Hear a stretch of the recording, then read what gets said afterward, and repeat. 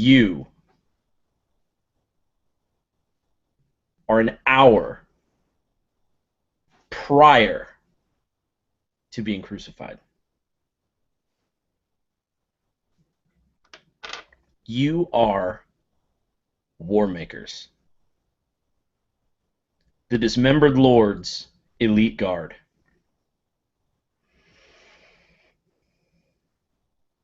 Matt, your vision is red. It's not human. And as your heavy footsteps clatter down the hall, you see the marrow shuffling past you. The marrow are the shock troops of the dismembered lord. They're under your command. And these marrow shuffle into the muster room.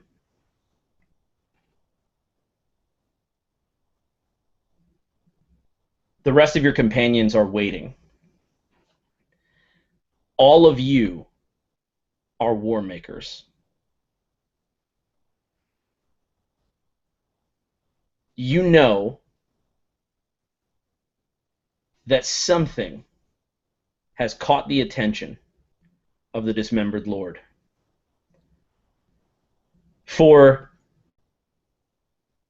this is not common. It's not common for all of you to be called in at once. Some peon, some charlatan named Donovan has stumbled upon something bigger than he realized. Matt, as you trudge towards the room,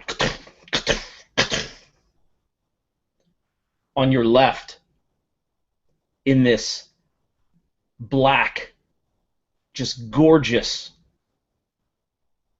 amphitheater, its ceilings higher than you can see. Everything is onyx. Everything is perfect. And as you look to your left, you see something that's fairly common in these halls. And it's a sight that you've seen, but you'll never get used to his jarring presence.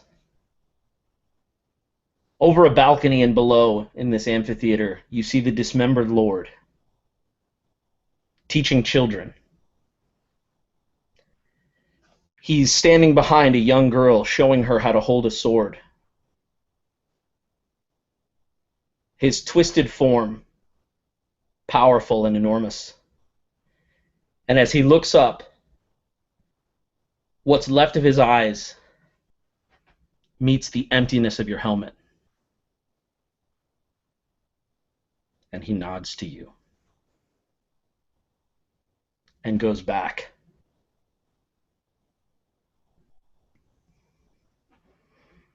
A tome heart, a creature made of hollow living armor, stands to greet you and open the door to the muster room.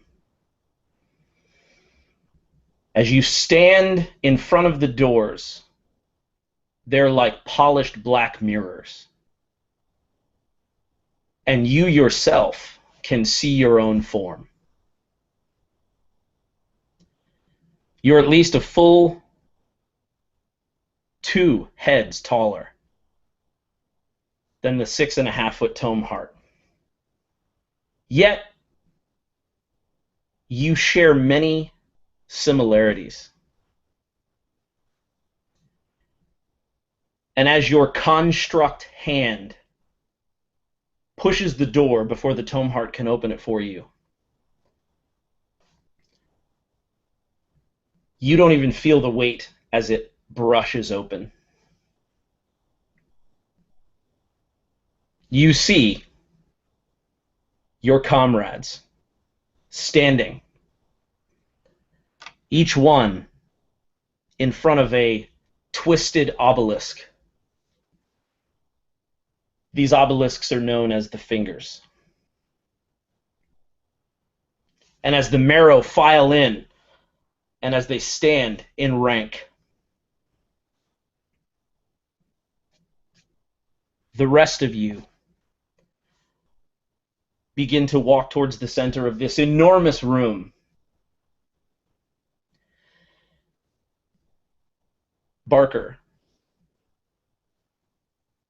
your war maker, is feeling faint. But this isn't something that's an issue. So you take larger, more lumbering steps.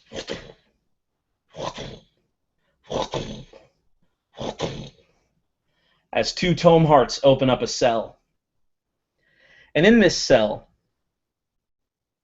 you see a very prominent hero. Someone who is famous in Dragongrin for some time for being a hero. Barker, I want you to tell me who this person is in this cell, and I want you to tell me why they're famous. What are they a hero for? Garrick Wilhelm III once protected an entire city that was going to be purged by the dismembered lord by housing them in a completely different city underground. And so everyone thought that this city was deserted, but actually we'll say under their city is where they were hiding out, because Garrick Wilhelm III kind of led this hidden resistance. And he was caught, but everybody else got away. He made some sort of sacrifice, and he was the only person caught. That's perfect. So your broad frame, your tome heart frame,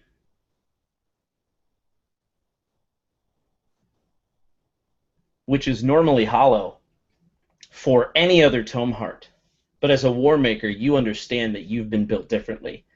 You've been created and crafted by the dismembered lord. You're a new breed, a new kind. Your name is not simply a name. Your very existence makes war.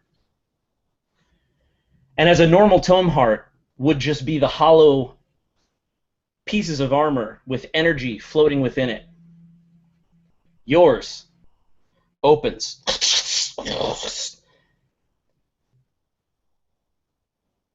A gaunt, skeletal, now dead figure falls out of you. Two of the tome hearts drag this man away. He was once a great hero as well. I want you to describe to me how you take Garrick Wilhelm III and place him inside of the armor that you're made out of to absorb his essence for power. So my corpse, my lifeless corpse, is now fallen onto the floor, right? Yes. Okay. I imagine the armor itself breaks apart and, like a living thing, crawls after him and swarms over him and buries him in the armor, forming new body construction around him forcefully. And the last thing to go is his eyes. And you take a moment to ponder how interesting it is that as you immediately steal the life force from this creature, how much you know about an underground city where it's hidden, and you can't wait to get there. But that's for another day and another time. And as this man's 30, maybe 40 odd years of memories sort of run through your mind, it's almost an annoyance.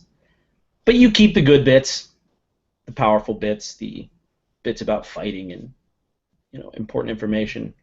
And you forget all the mundane things like his wife and his kid, just the things that don't matter.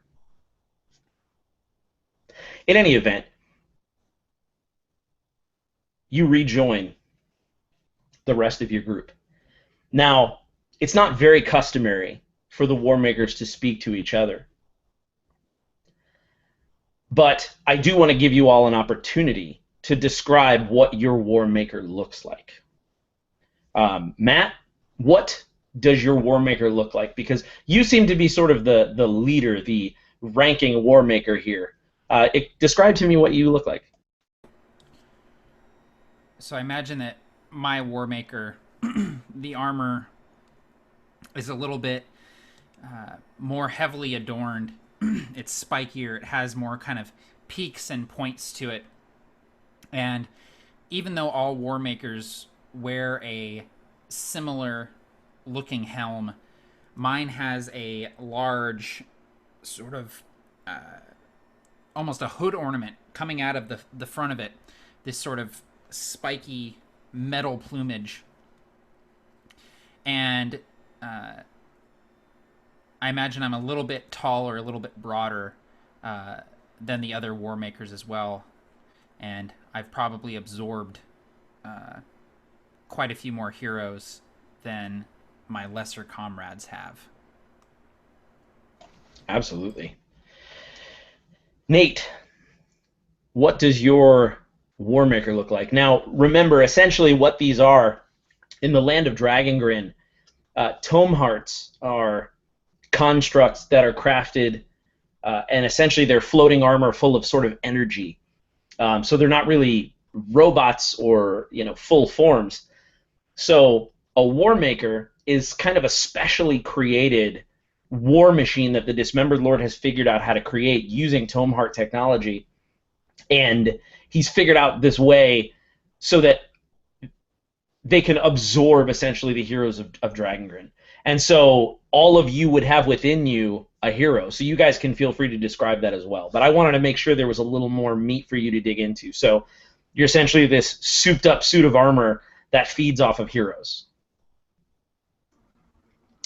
So I imagine that my War Maker is made up of basically, these look like big lead pipes almost. They're cylindrical, and they're fairly thin for the size of this thing. His thighs, his arms are just these, almost look like thin but heavy, thick, thick like the inside walls are thick pipes.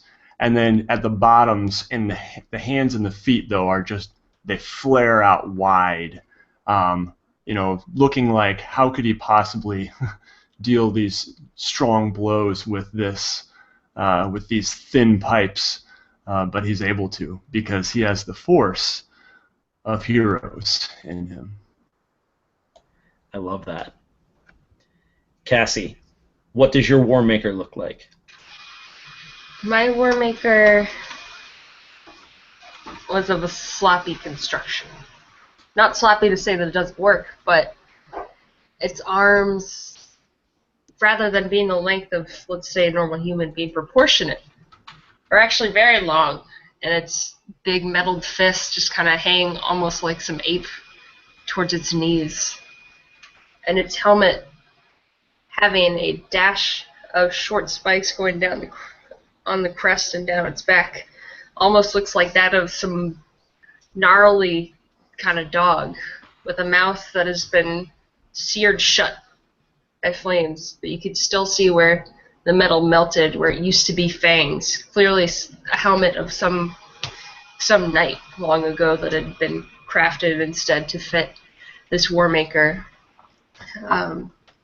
It moves with lumbering steps, almost letting its knuckles kind of drag on the ground as it hunches over, just like the monstrosity it is. I love that. And James, you're next to this. You're next to this monstrosity, this huge ape-looking War Maker. What does your War Maker look like? So, in stark contrast to the rest of the War Makers, even Matt, who has absorbed very many more heroes, it's almost a benefit to have been made so much more recently. My Warmaker is all black has all black armor and stands like a full plate half orc, but just complete black armor, every bit, just covered in this spiky but very well crafted metal with slight glows coming from any of the slits under the arm or between any of the plates. And he stands stoically holding a mace with a big fat ball on top and spikes, very, very long spikes coming out of it. And he's very eager to sort of bathe it in blood for the first time. I love that. And finally, Barker, as you just devoured this hero that saved a city and now has doomed that same city by giving away its location to you inadvertently, I want you to describe what your Warmaker looks like. The hunched over former figure of Garrick Wilhelm III, he's on just like a tabletop position. He's on all fours, and you see just like heavy breathing as the back of this Warmaker rises up and drops down slowly but definitely. And you see these ripples in the armor as it finally encases Garrick fully and 100% steals him into itself. You see as he stands up that he has a face of an iron serpent, like a cobra, and his arms are pauldroned by two massive viper mouths as he slowly walks back into the ranks. And nothing else, no looks, no nods, only a fleeting memory of the children that he saved who are still in that underground city, saying goodbye as everything else has vanished. Awesome, guys. That was fantastic. So, these eldritch obelisks are before you. These things known as the Fingers. And you see that they're full of the marrow, these soldiers dressed in this uniform plate, just standing, waiting. And you see that each one of the fingers has a spot in the center of it, this large obelisk for you to stand as your squad of marrow surrounds you. And you each get into your obelisk, as you know to do.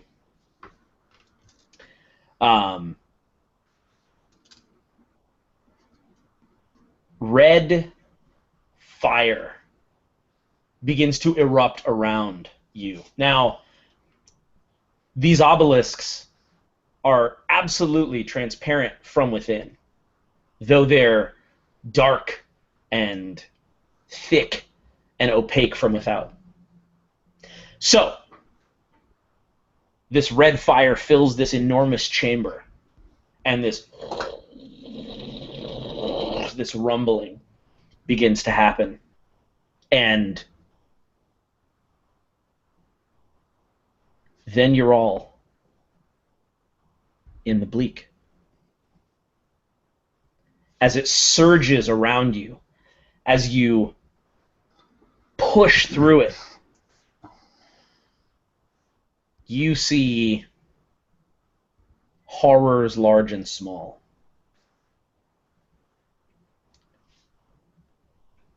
Now,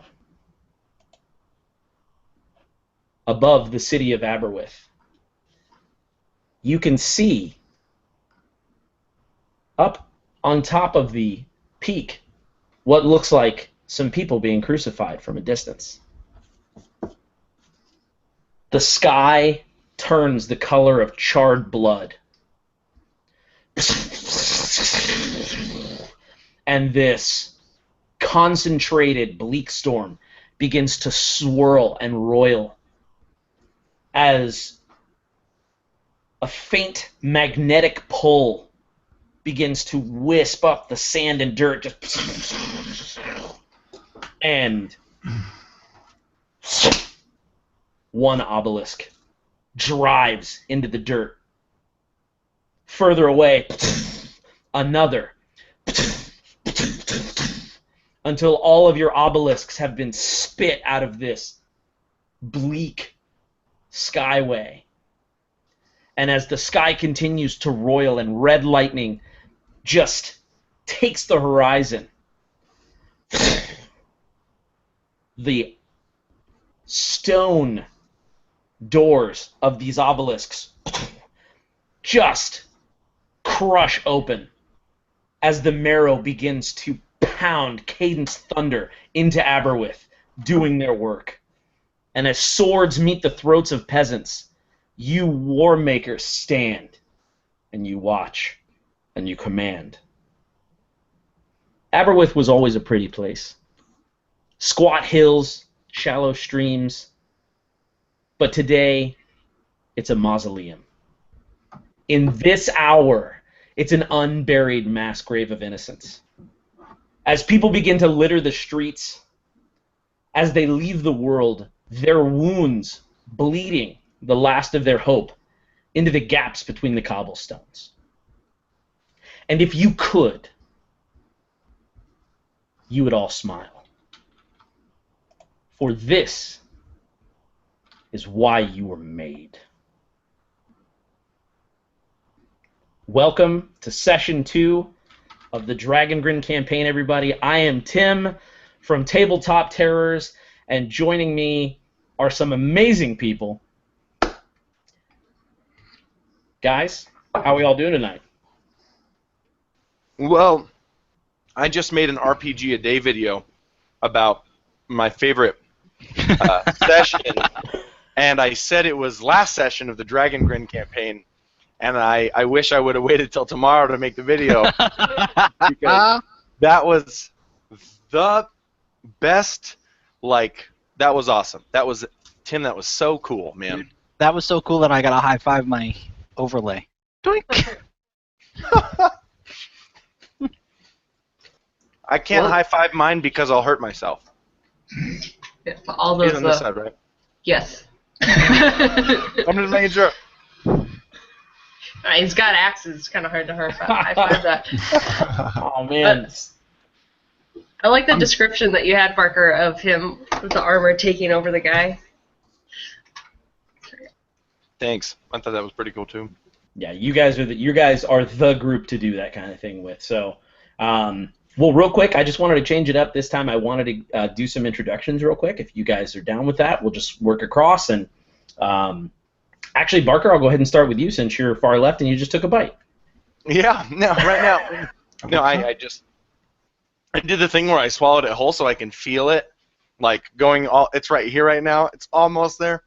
Hello, everybody. My name is Barker.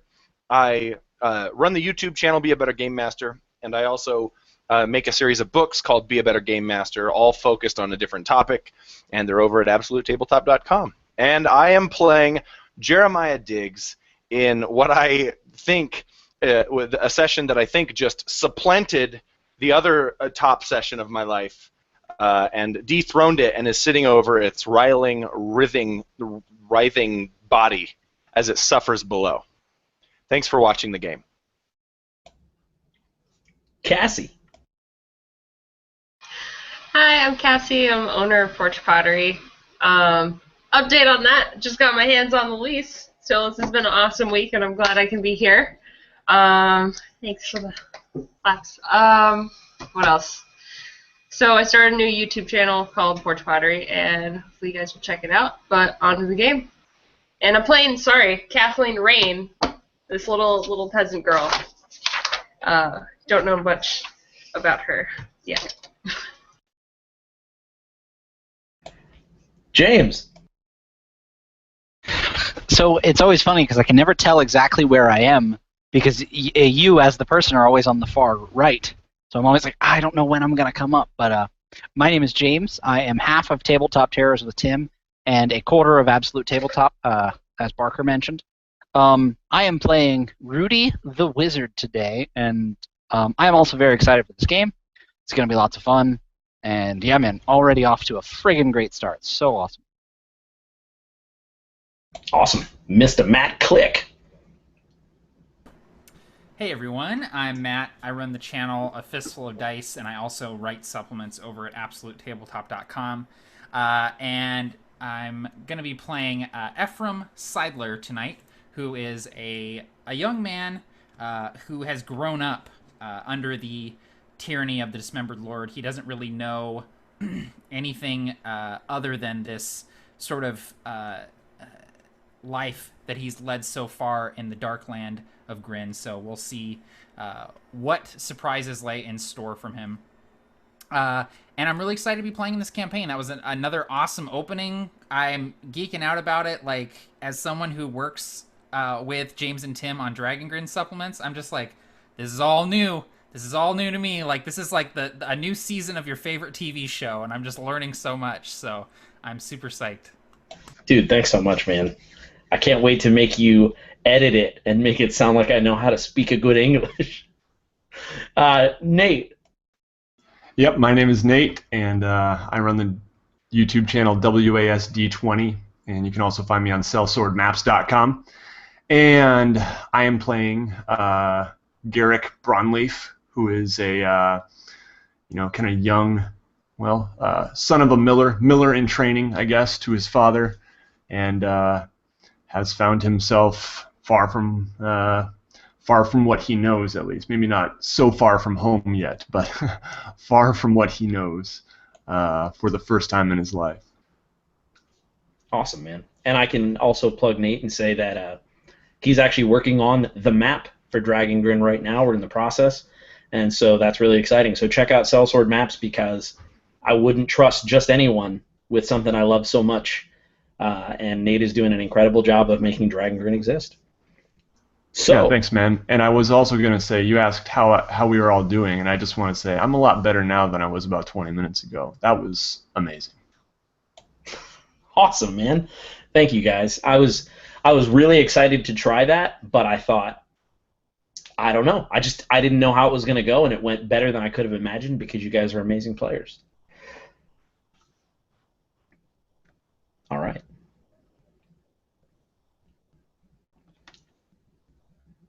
So much blood. We start close on a sucking dagger wound that's sputtering the last of the blood in a man named Donovan. And as the blood pools in the dirt, it creates this mud, and we sweep across. We see a severed toe in the dirt. We rise up, and what used to be a crucifix on a rock is now this fey tree, gangled and warped. And atop it sits a Voltura, a carnivorous bird. The Voltura swoops down and rips a chunk of flesh from a man named Bart. And we follow the bird as it swoops and flies. And as it comes through the canyon with this piece of a traitor in its mouth, we come upon a horde of goblins. And as this piece of flesh gives a fat, swollen piece of blood, that blood drips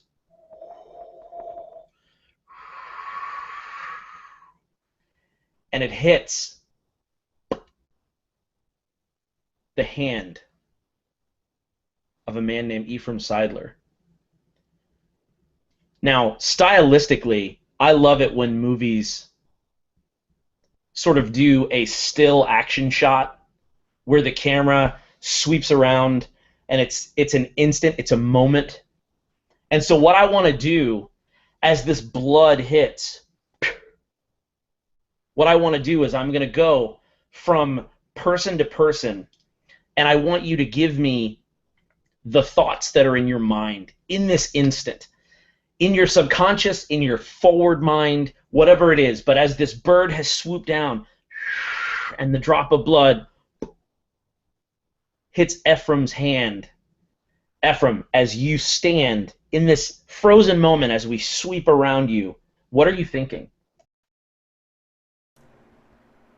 The last 8 hours have been non-stop violence for Ephraim. It's just been bloodshed. All of his life, he's run.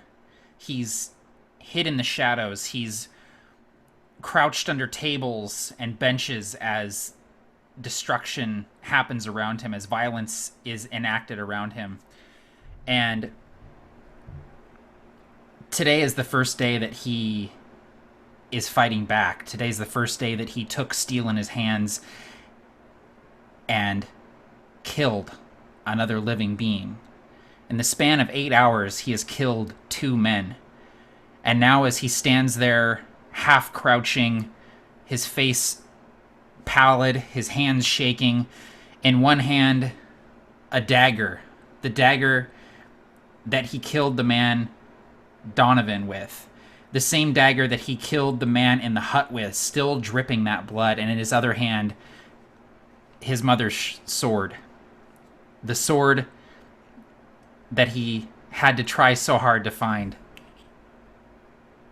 He will not lose it again, and as these goblins stand before him, he makes a decision. He decides that he's going to die before he allows them to take his mother's sword. He will never let it leave his side again. And as we swoop around, it's as though we can see those thoughts, and something in your stomach turns, and vomit fills your mouth as you realize what you've done. Now, you can decide what happens with that vomit, but we freeze on just the feeling as it roils in your stomach as you feel the weight and the gravity of the lives that you've taken. You're a murderer. And we swoop down, and we see the gritted teeth of Jeremiah Diggs. And we look, and we see a severed toe that sprays blood. And as we follow the blood, Jeremiah, what's going through your mind? In the when the camera in this instance goes to Jeremiah, you see his teeth are gritted, but his eyes are looking down at what looks like jelly in his fist. His clutched fist has destroyed these holly berries that he was holding, and they've smashed and they're running down his hand. And his other fist is clenched as well, though he doesn't maybe perhaps realize it. But in his thoughts, all he can smell is the smoke that he began to smell up on the cross, the smoke emanating, flowing through the wind from this small hamlet down the way. And he hopes against hope that his dreams are and his life is not as crushed as the berries in his hand. And we go to that, and the red juice, it drips out and hits the sand. And we rush up to Kathleen, and her dry, cracked lips from being so thirsty on the cross, as her teeth involuntarily bite it, and it just a single drop of blood. And as it's falling through the air, what's going through Kathleen's mind? For Kathleen, besides the blood dripping from her lips, her face is also red. She's exhausted. Before this, everything was just normal. Besides her sister and parents getting taken away, she's tired and confused, and that just shows so clearly on her face. And she's managed to get like a small staff, literally just a stick that they found on the side of the road, and she's just leaning heavily on it, closing her eyes, just begging for sleep or the chance to sleep. And as your eyes droop, this drop of blood hits the ground. As we roll over to an old man. And as you see this old man's gnarled, knobbed knuckles, you can see that beneath the nails are spices. And on this old man, there isn't much muscle and meat. But, James, where is Rudy bleeding? Where would the blood, if we're following the blood, where's the blood coming from with Rudy? So, Rudy is standing and wiggling his toes in his brand new shoes, holding his staff. Another day in Dragongrin. Another day like so many days he's forgotten before. But some of the blisters and cuts and scabs on his feet are beginning to break open. And he...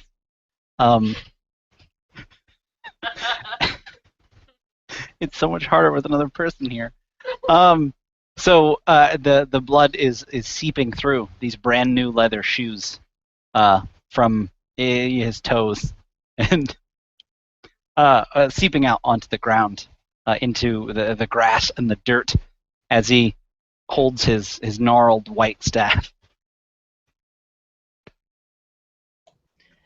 And the blood inside the boots. So it's... And actually, it's another man's blood as well. So as you hold that staff, that gnarled white staff, you're standing in another man's shoes, in another man's blood. As your toes curl and scrape the bottom of the boot, leaving nail marks, slight nail marks in the blood. We go over to Garrick. And Garrick, as you hold this gnarled staff, or wand, this object that you have conjured, perhaps, we see it, and it cuts you. Out of nowhere, just as though it had a thorn on it. And as you taste your own blood, what's going through your mind? I look down at the staff and, with a bit of surprise, it's taken from the tree I hung from not too long ago, and I can't help but think of the face that I saw in that tree that spoke to me.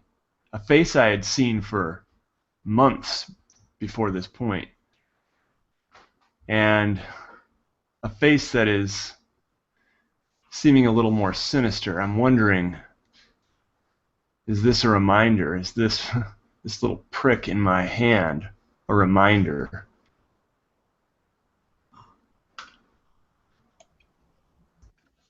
And we sweep up and turn slowly as everyone is frozen, and we see all of the blood. We just slowly roll into all these different goblins, their heights varying. They look primeval and deadly. Their skin, a pale green, mottled with what looks like white grease paint. But there are things lodged into their anatomy, chunks and hunks, and not goblin trash to plug up the cut, but technology. These things have been put in them, and it seems as though they found a home, and they glow an eerie blue. And as we sweep over, there's a taller, more gaunt goblin, and we see the scope of how tall this creature is. And with his hair and half of his head almost replaced with something old but useful, his eye glows blue, and he says, "We are the elements, and you are subject to us." Roll initiative.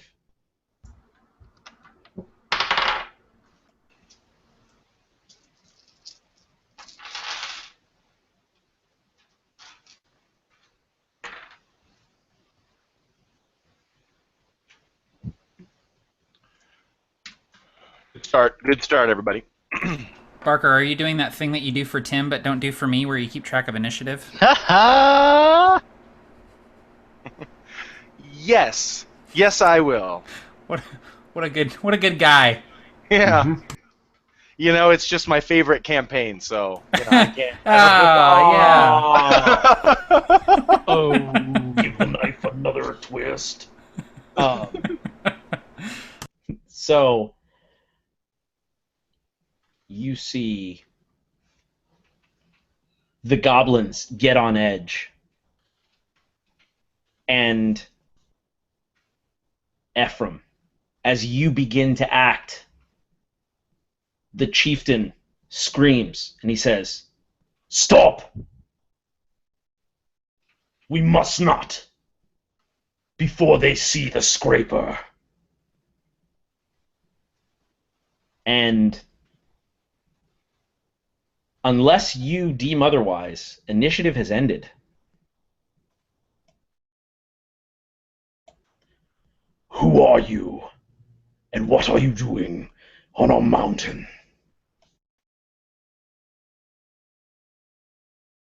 James is dying on the mountain. That's not nice.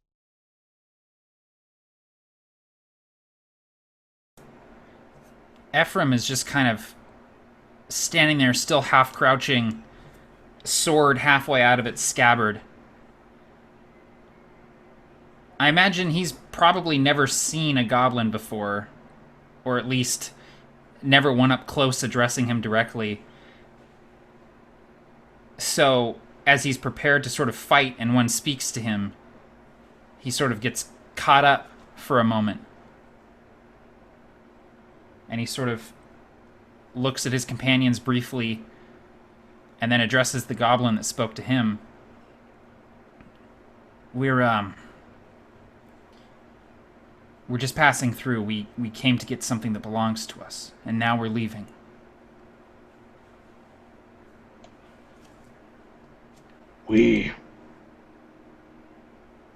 And he looks to his peers, and the blue lights glow. Almost believe you. Do you fight for the dismembered lord? Answer carefully.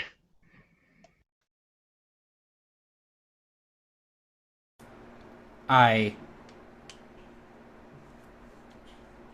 brandish my sword, this blade that belonged to my mother, this mother who fought on the side of good during Lightfall.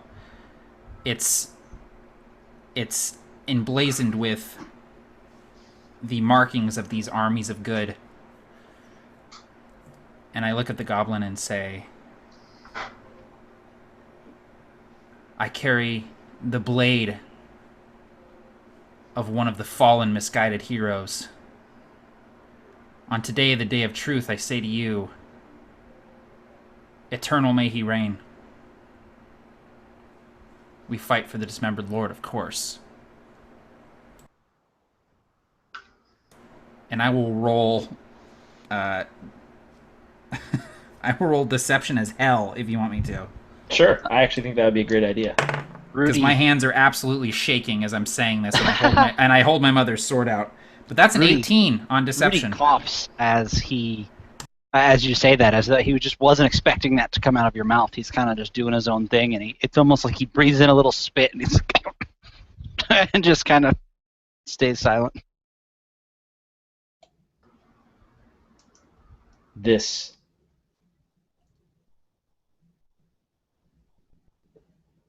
creature pushes through the ranks, and the goblins that have to be at least 24, and it seems that more have sort of begun to peer from the rocks and the cliffs and the hills, and I don't want to throw around the word innumerable here, but it's tough to tell how many because some are moving and popping in and out. But as this goblin pushes past and this blue light gets closer to you, close enough, but not so close that he could strike you. As he approaches, I sort of instinctively pull the blade closer to myself, not wanting it to be any closer to this goblin than it needs to be.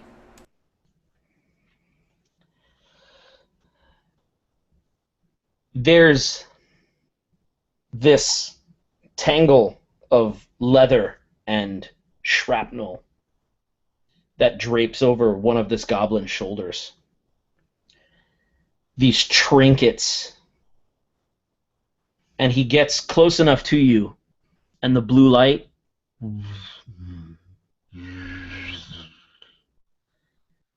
pulsates in your face. And as he moves these pieces, you see the same emblem that's on your sword. And he says, That is the wrong answer.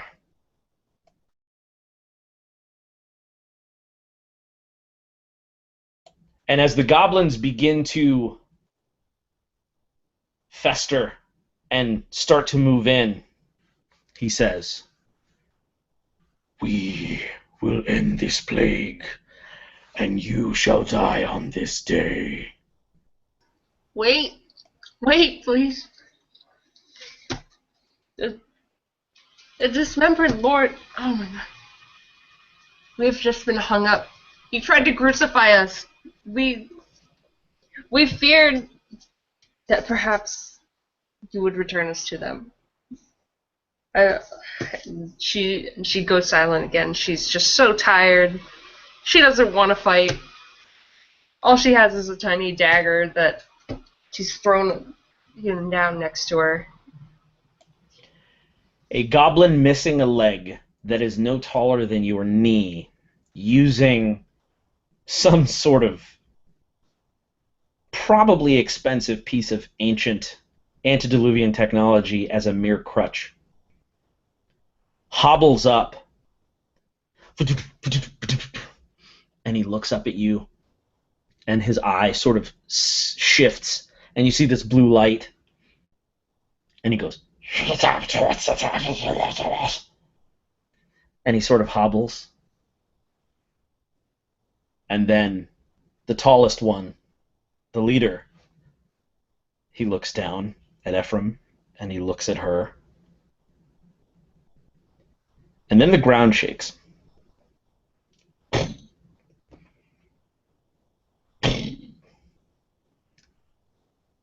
I believe this will be a matter for the scraper. And you see a construct 12 or 15 odd feet tall come lumbering over the hill. If anyone would like to roll some sort of history, arcana, anything that would give you some sort of insights as to what this thing could be.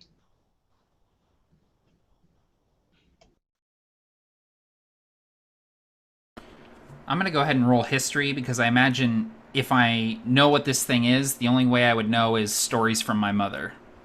Yeah, I'm going to go Arcana, and because Rudy would have studied a lot of sort of magical things and to some degree be fascinated with them. I was I'm gonna roll thinking. animal handling to have the birds tell me what those things are. No, I'm not going to roll at all, actually. Jeremiah sings into the wind. They Birds come dress him flying. up. They dress him up in a pretty dress. Yeah. No, he's not going to roll because he's too focused on what's in his hand. Gotcha. And the Volturas are singing to you, and they're cartoon versions, though. Like, anyway. Yeah. So I'm going to give two different pieces of information because of the two different checks that were rolled. So, Matt, regarding the stories that you've been told,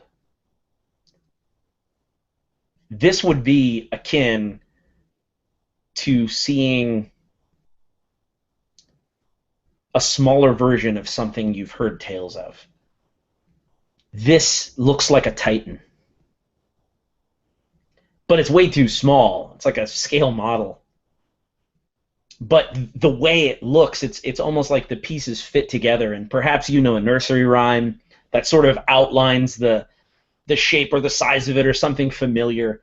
Maybe this was something that your mother sang to you or told you, stories about, like you said. But there's something that rings true about its look, and you're like, can it be? Rudy has seen these types of things before.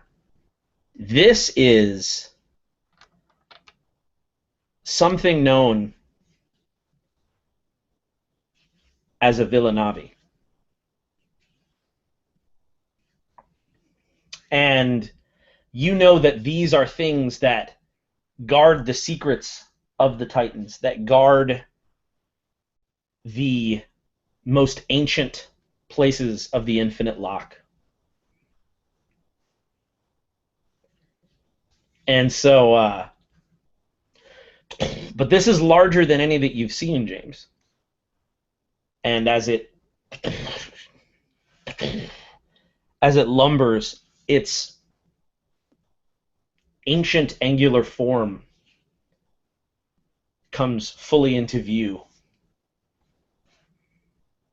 And it stops and it stands there.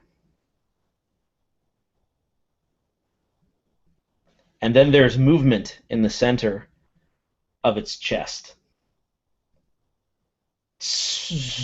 And there's a grinding, an ancient shifting, like stone wheels grinding archaic dust. And the center of it falls out and lands in front of it. And you can see that this dingy tome heart has been occupying this Villanavi, using it as a vehicle. And as this tome heart that is 6.5, 7 feet tall begins to move closer to you, you see the goblins, and the blue light glows more. And this tome heart is glowing blue. Now, I'm going to do something that is very dangerous, and I'm going to let one of you name it. What is this tome heart's name? I already got to describe something awesome earlier, so I'm going to leave it to the other people to say dick butt. So, this tome heart. You guys, okay, so this tome heart climbs out and isn't He's not facing us. And it turns around. And a name comes to mind, or rather an abbreviation. Turn around. TT. And the name of this tome heart was so long that most people would abbreviate it.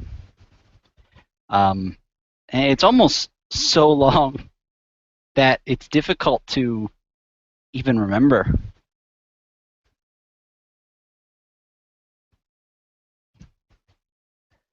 Trilithera tamarabla. TT. Trollothera tamarabla.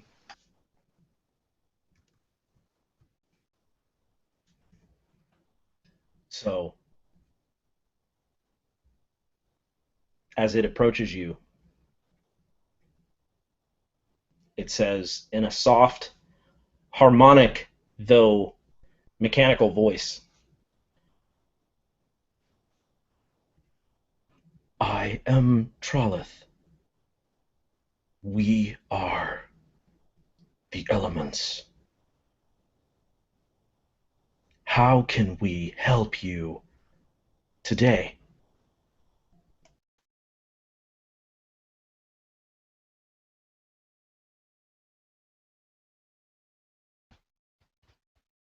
Well, we'd really like to see our way off of this mountain without bloodshed, if that were at all possible. So, Trollith, well, we'd love to just be on our way. You have spilled much blood, wizard. Who do you swear fealty to?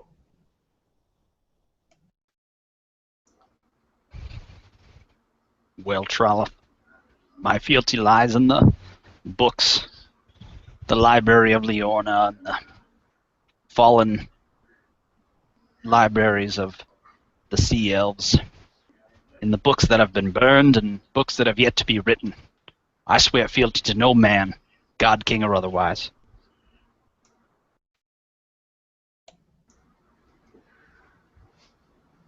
And he looks at Garrick and takes some steps. You are of great interest. You're not alone in there. Who do you swear fealty to? I don't exactly know. It is a being unknown to me that appeared in a tree. I don't know her, or even if it is a her. But I owe a great debt. That is to be sure. I am most concerned that you are telling the truth. This seems foolish and troublesome. Yes? It was that or die. I live, and I hope to see home again someday.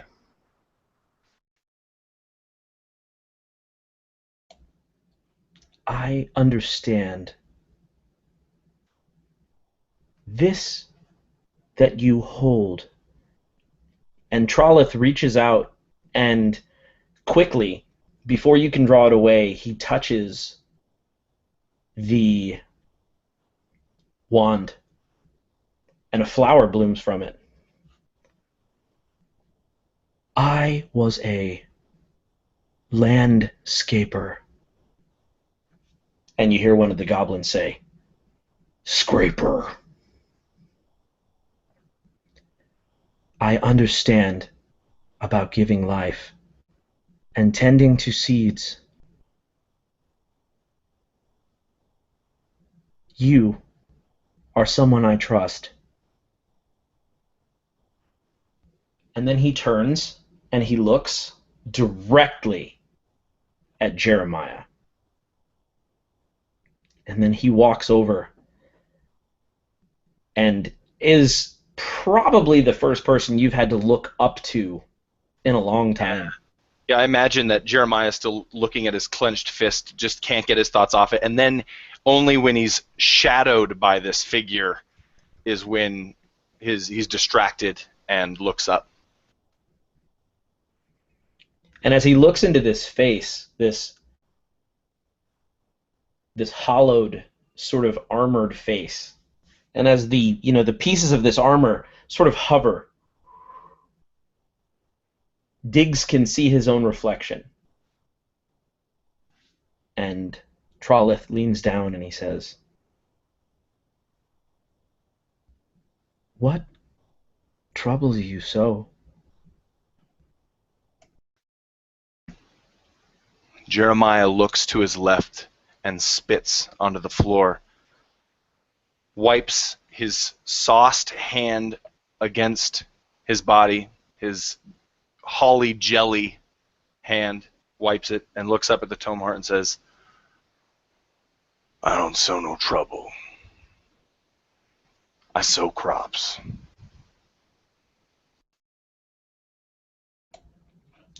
We have that much in common. What is your favorite type of seed?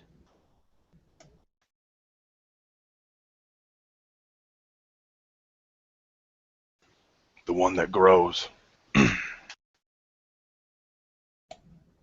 Ah, yes, you are a man of utility. I can sense this. I want to show you something I believe we also have in common. And Trollith walks, and he beckons to some of the elements, and they have this sort of cart, they wheel up. And in this cart, he takes out, essentially, what looks like a tome heart's head.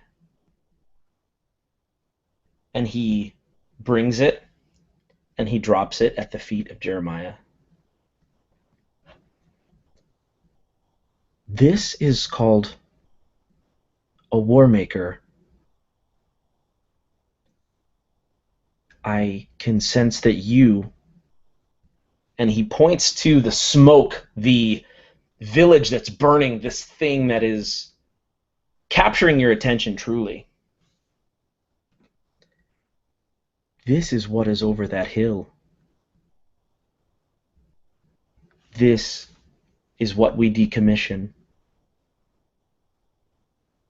That's when he'll get recognition from Jeremiah, or Jeremiah will almost subconsciously drop all of his defenses and look at the at this towering figure, incredibly interested in whatever the next thing it has to say is.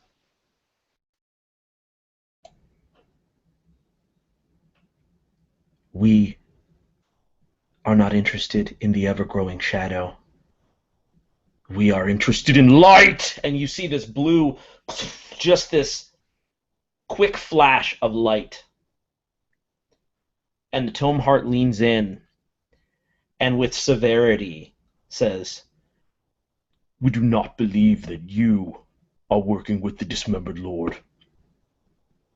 And we need able bodies to stop the war makers below." And he snaps back to and says, "You seem to want the same thing. Is this true?"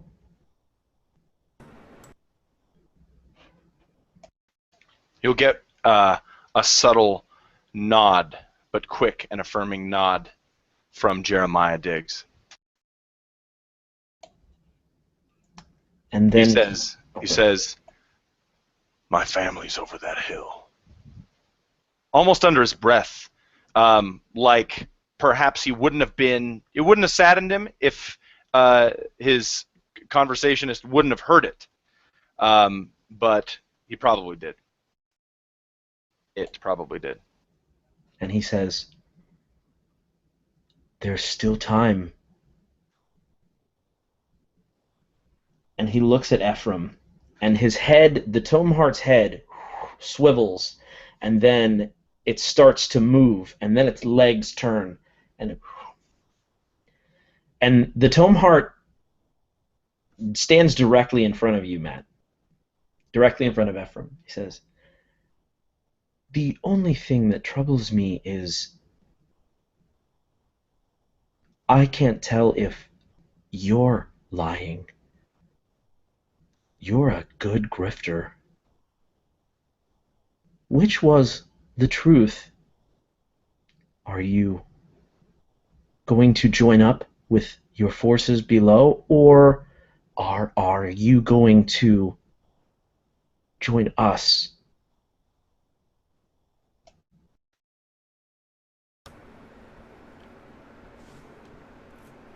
These people here, the ones that I was crucified with, they're the reason I'm alive right now.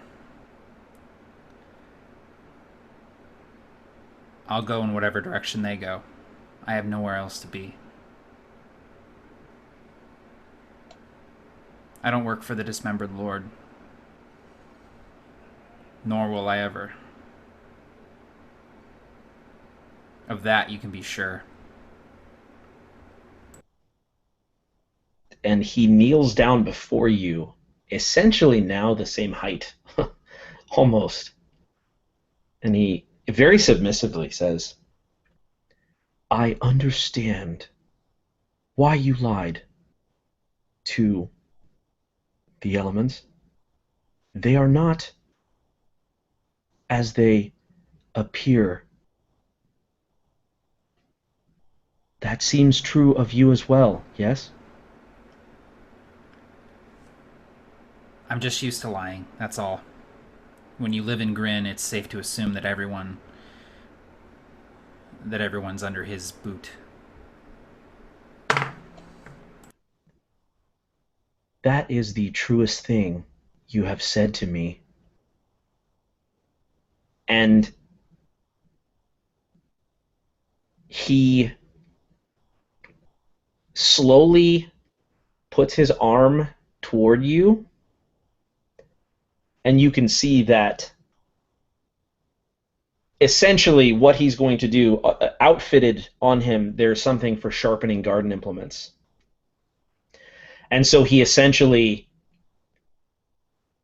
raises that to your mother's sword and sort of like sharpens it. Doesn't do anything negative or bad. He takes your hand that's holding the sword and sort of, and sparks fly, and he says, this will need to be sharp. I believe it is in good hands now. I have seen this sword before. Perhaps we will talk about that another time. And wait, you've seen a sword like this, you mean? Another sword from Lightfall? That is not what I said. And he stands, and he says, you see the blue light grow, and he says, elements, we must prepare. And his voice becomes deeper, the armor widens, and you see that his breadth becomes larger. Blades sort of come out of perhaps his wrist and a couple other areas. He says, we must prepare to do battle. And you see the goblins begin to essentially march down the hill. So now, led by this Tomeheart, prepped for war, that is the elements are now beginning to swarm down the hill. And from there, we are back in Aberwith. You are all war makers once again. The marrow floods through the streets. They are decimating this village, burning it. And in the ashes, you can see the obelisks, these fingers of the dismembered lord, rising as beacons. And as you stand within it, you begin to hear something that is unexpected. Now, before I tell you what you hear, I'm going to check. Okay, Bark will be back in a second. So actually, I am going to pause for a second. Anybody need to take a bathroom break or anything like that? Let's all take, you know what we'll do? Barker's rebooting his computer. Let's take a quick 5-minute break, and we'll all be right back. So if you're tuning in, I'm going to check the chat.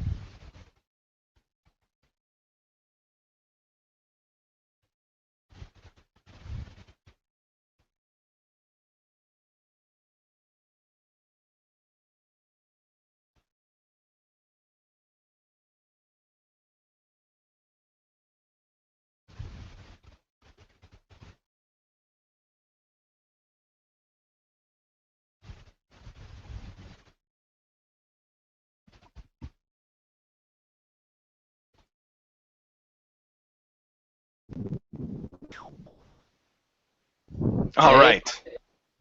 Ah, you're here. All right. We all died. Oh, yeah, well, you know, I was half expecting it, so. So, no, we were taking a break for you to come back, and then I had to Cool. pee and get. My big Kit Kat. This thing is awesome. Hold on one Talked second. about it last time. I don't see it. I don't see it because I'm trying to open the chat back up. Oh, that's a big cat, man. It's a Oh my big god, cat. it's so big. I It got a still big old looks really coconut for it. Oh, man. It's great. So I'm going to tell everybody my favorite snack now Dude, yeah, do it. because it's a great snack. Let me tell you that right now. First of all, let me tell everybody that we have a lightning storm happening outside. So that's not the first time I'm going to drop, is what I'm saying. No, it's the first time. It's not the last time. You said that's not the first time I'm going to drop. That's not the first time. No, that is 100% the first time I'm going to drop. But I won't drop again. Thank you. Thank you, Tim. No, I'm just being a bitch. My Go ahead. What's your favorite favorite snack bar? All right, I want you to get a tortilla, okay? And I mean right now. If Got you it. can't- I got it. Have your tortilla. Okay, Put got one. A little stripe of peanut butter. Yes. You put some, with your hand, honey bunches of oats into the peanut butter, Oh my god. and you put grape jelly on top, and you wrap Okay. it up like a PB&J wrap, and Yep. you will be satisfied So in that order.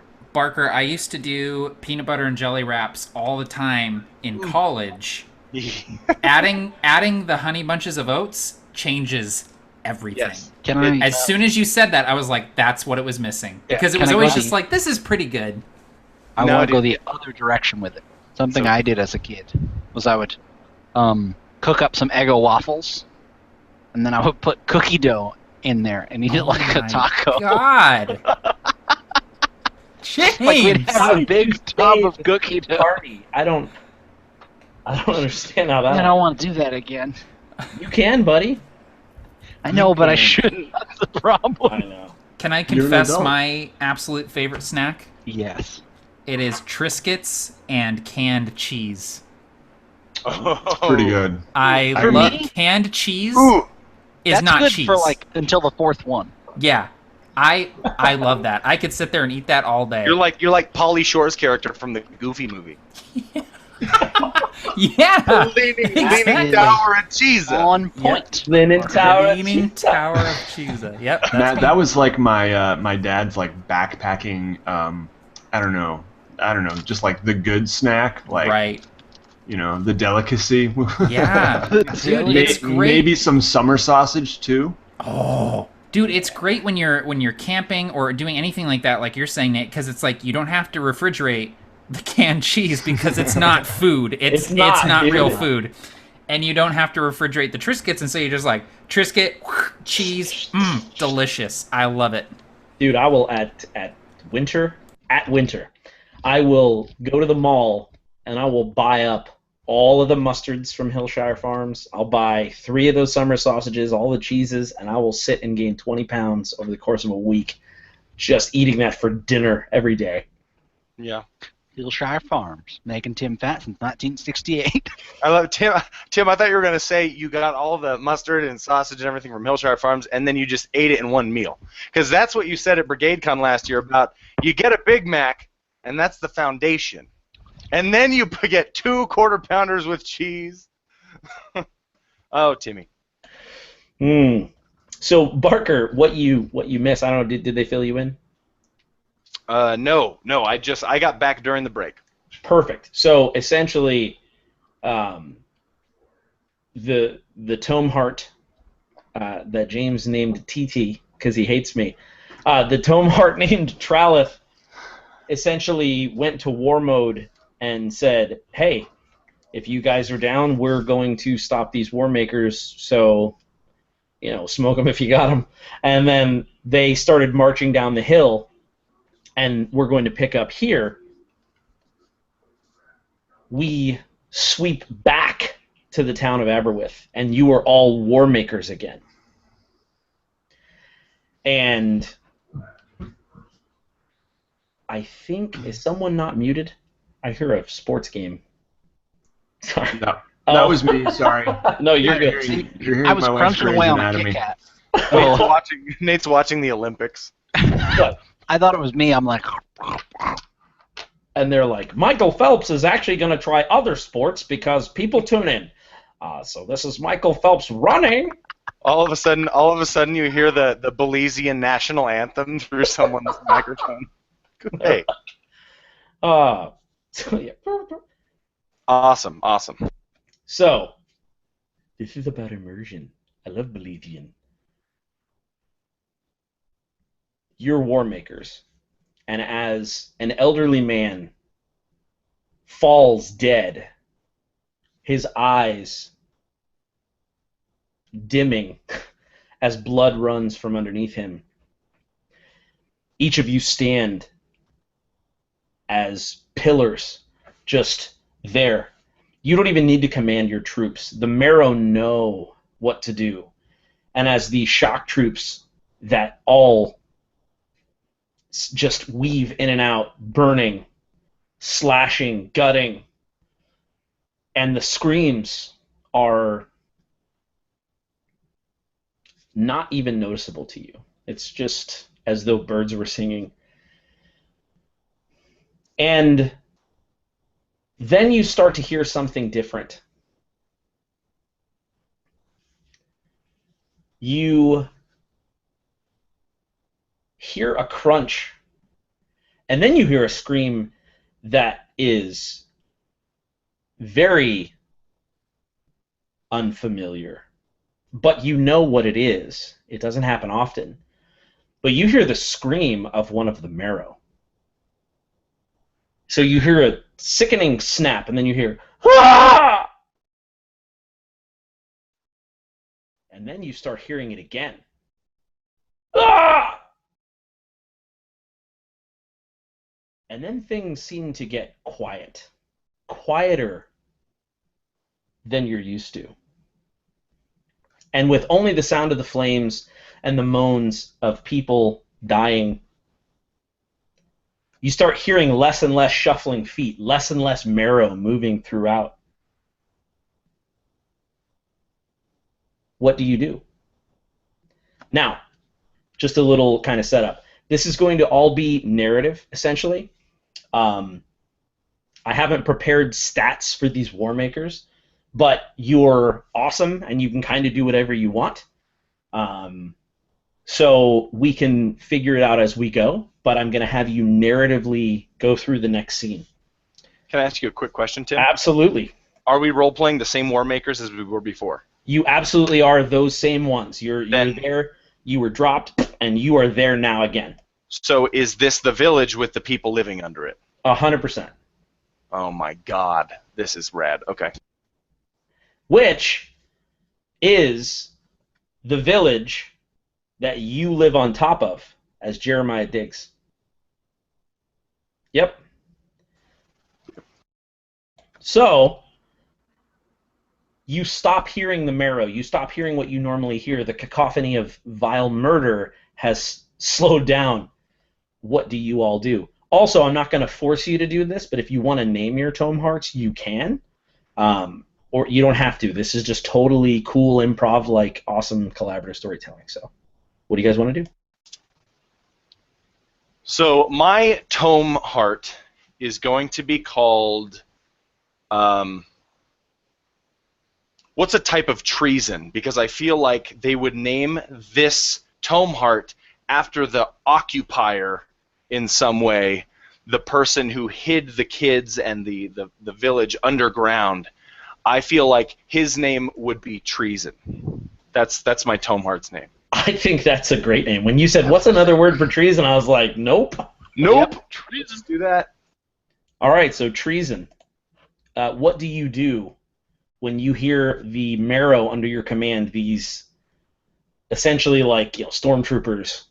They're not responding as much anymore. You don't hear the clatter of their boots or the... Yeah.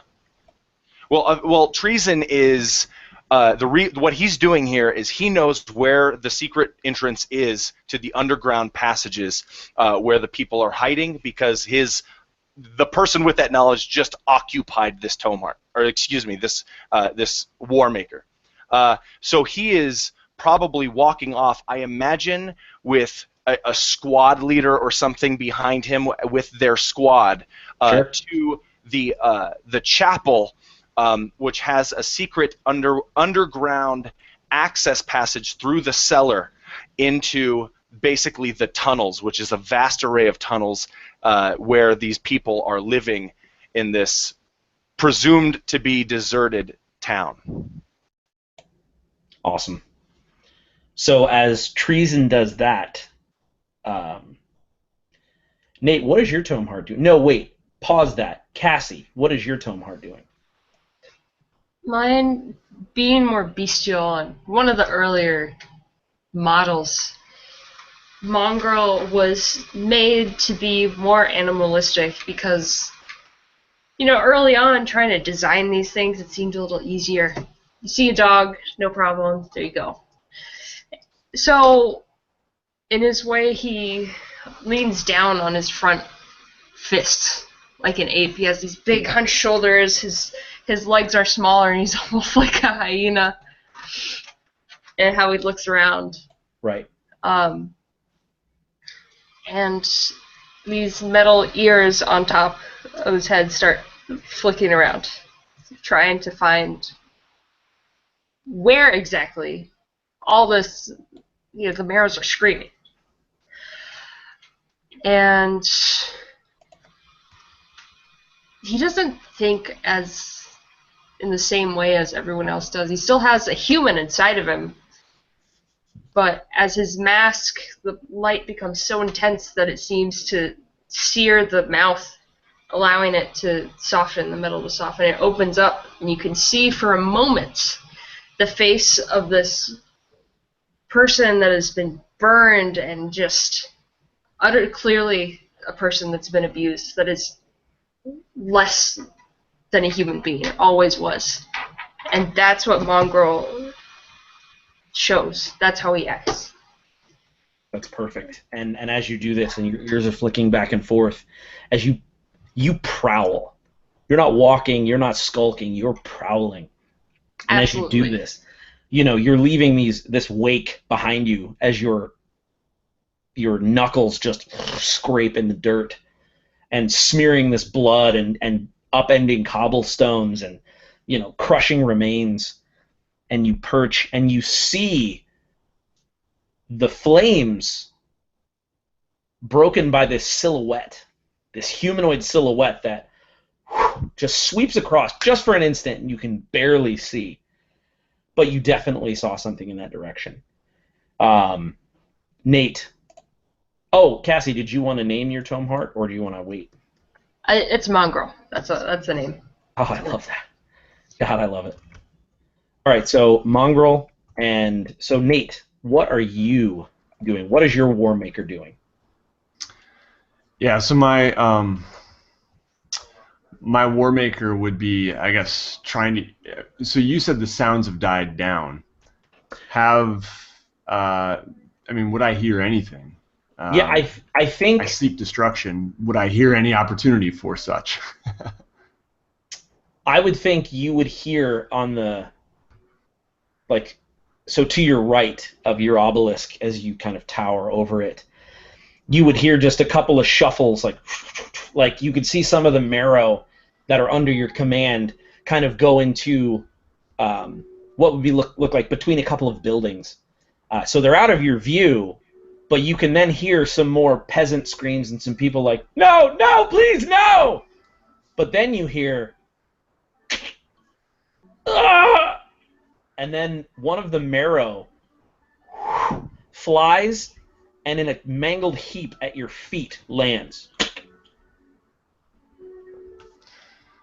I imagine I would. Oh, and by the way, my tome heart's name is Chamber, or my War Maker rather. And I imagine Chamber just carelessly sees that this life has no purpose anymore, and just crushes this mangled now corpse, and steps over, and is just would probably hear. I imagine he might hear some whimpering or something coming from nearby, some moaning of some kind, and it's coming from a building nearby. And he just takes this large, heavy, blunt. I mean, it's shaped like a blade, but it clearly would not cut very well. It's That a is just bludgeoning attached. implement. Yeah, attached to his arm at the end, and just smashes into the wall where he hears the whimpering coming from, and I imagine the roof just starts to slide down and collapse as rubble from this blow just tumbles onto perhaps whatever was in there. And the building, which was in flames, it tumbles and like a diver who allows a wave to hit them because their goggles will protect their eyes and so on, you don't wince or flinch at this wall of rubble and flames that washes over you. To you, this is the equivalent of rain. Just, and as the fire passes through you and everything like that, you too see a strange figure sort of darting out of the way. So there was probably someone in there, and they barely narrowly escaped. At this point, Ornstein, with his hefting his very large, sharp mace, would walk up behind Matt's Warmaker. Not sure, he's sort of the leader, relatively, among us, and certainly higher than me. And so he walks up and hefts this mace over his shoulder and says, "Something's wrong. Looks like it's time to get dirty. What do we do?"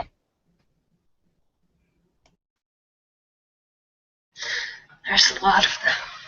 And the mouth opens, and you can see the human inside just trying to speak. And the soft voice just slightly amplified by this gaping jaw, which then closes with the metal snap once more. Nice. And so, Matt, you're, as Ornstein, this large Tomeheart, addresses you and is basically looking to you for leadership, how do you respond? This Warmaker's name is Eclipse, so called because he is so large and so broad that he often blots out the sun when he's standing over his victims. And as Ornstein is standing behind him, Eclipse reaches back and grabs the hilt of the sword on his back and pulls it out. And it's not in a scabbard, it's part of his armor. It's assimilated into the plates of his armor. And as he pulls it out, the armor closes around the hole made by the sword leaving. And as he pulls the sword out, steam sort of rises off of the blade, almost as if the blade is heated. And as he's pulling the blade out, a shield sort of takes form on his left forearm, sort of going all the way around. And he makes a very human gesture of sort of popping his neck. No pops are made, but he sort of stretches out the metal joints in his body, probably something that he absorbed from the heroes that he has held captive within his metal innards. The more that happens, the more sort of human qualities the Warmakers tend to exhibit. So he pulls this sword out, he brandishes his shield, pops his neck, and looks at Ornstein and says, "You just said it. It is time to get dirty. Spread out. Let's make quick work of this."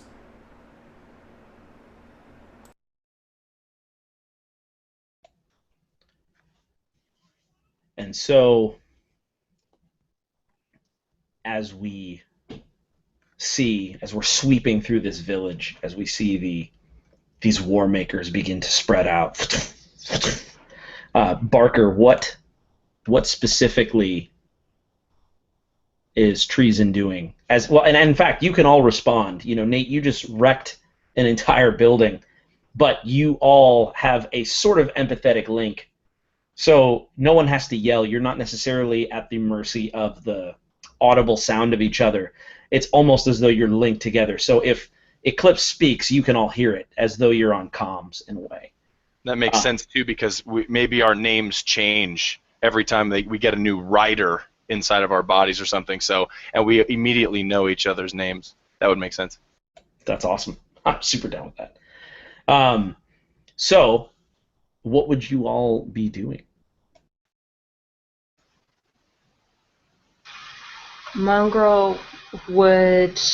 He's kind of lower on the tier as far as, yes, the chain of command.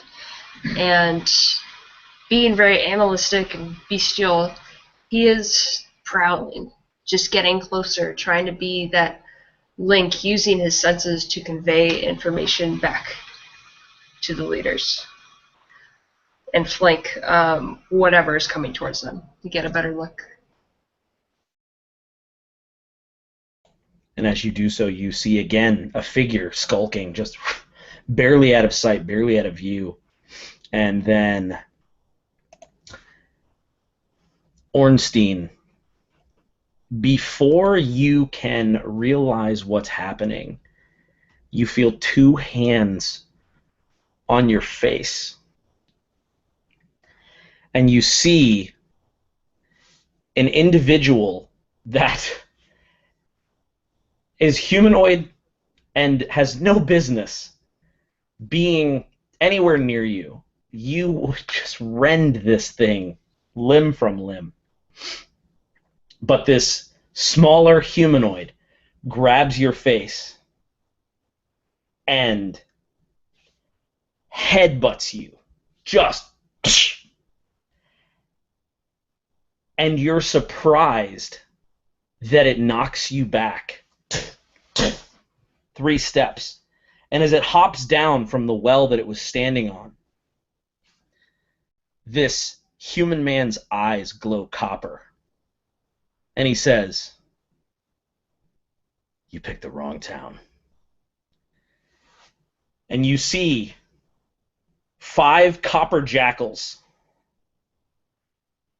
come from their perches, from their hiding places, and all show copper. Roll initiative.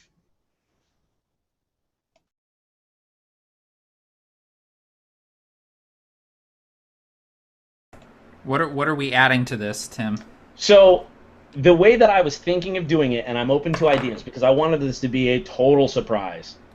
Essentially, I was going to let you play your normal character sheet since they're already done. It can be totally narrative. So if you guys want to just roll and add your proficiency bonus where needed, I'm totally open to whatever. So that's not a great answer from your DM, but essentially we can do it one of two ways. We're just winging it. Roll, That's cool. I really like narrative, man. That sounds great. Yeah. So if you guys want to keep it narrative and just keep straight rolls, then I'll do the same for the Copper Jackals. Yeah, I think that works. And essentially, like I said, if it even comes down to rolls. So for Matt, yeah, I think just roll and whatever you get, you get. And while you guys roll, give me 1 second because give me 1 second.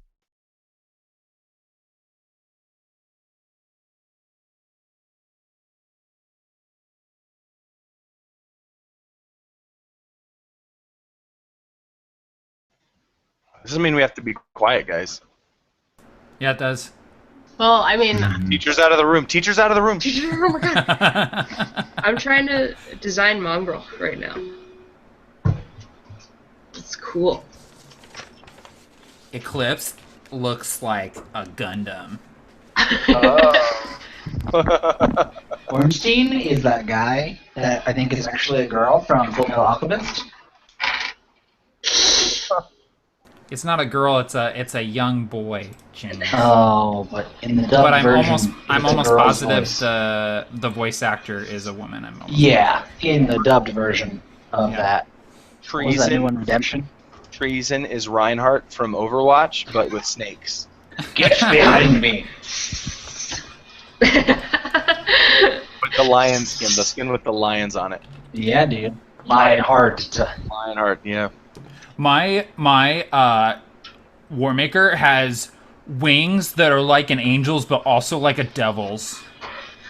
Whoa. Like it has one of each? Oh Yeah, my it God. has like Oh my- one angel wing and like one devil wing, and And it like different colored eyes. it had different colored eyes and like And it dual wields swords. yeah, it has two They're double actually bladed axes. swords, and Two it double-bladed swords. spins them around, and it has guns in the swords too. And the can use them to fly like and a the hilts are helicopter? s- Don't Yeah. you have wings? Yeah, And he but can like do- sometimes you need it to be a helicopter. And he can do Spirit Bomb, and he can also do Kamehameha. He can do Spirit Bomb. and he gets invited to all the best parties too. Yeah, he's like really cool, and he has like 15 girlfriends. Really is. Like 15. All the girlfriends. He has 12 katanas from the mall. From the mall. He's made of rayon Dragon Ball Z shirts. So I think, as far as the initiative order goes, I think that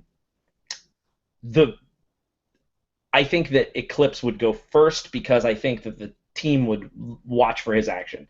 So Barker, you'll go second, even though you rolled the highest initiative. I'll let Eclipse go first since he's the commander, and then we'll go in initiative order. Perfect.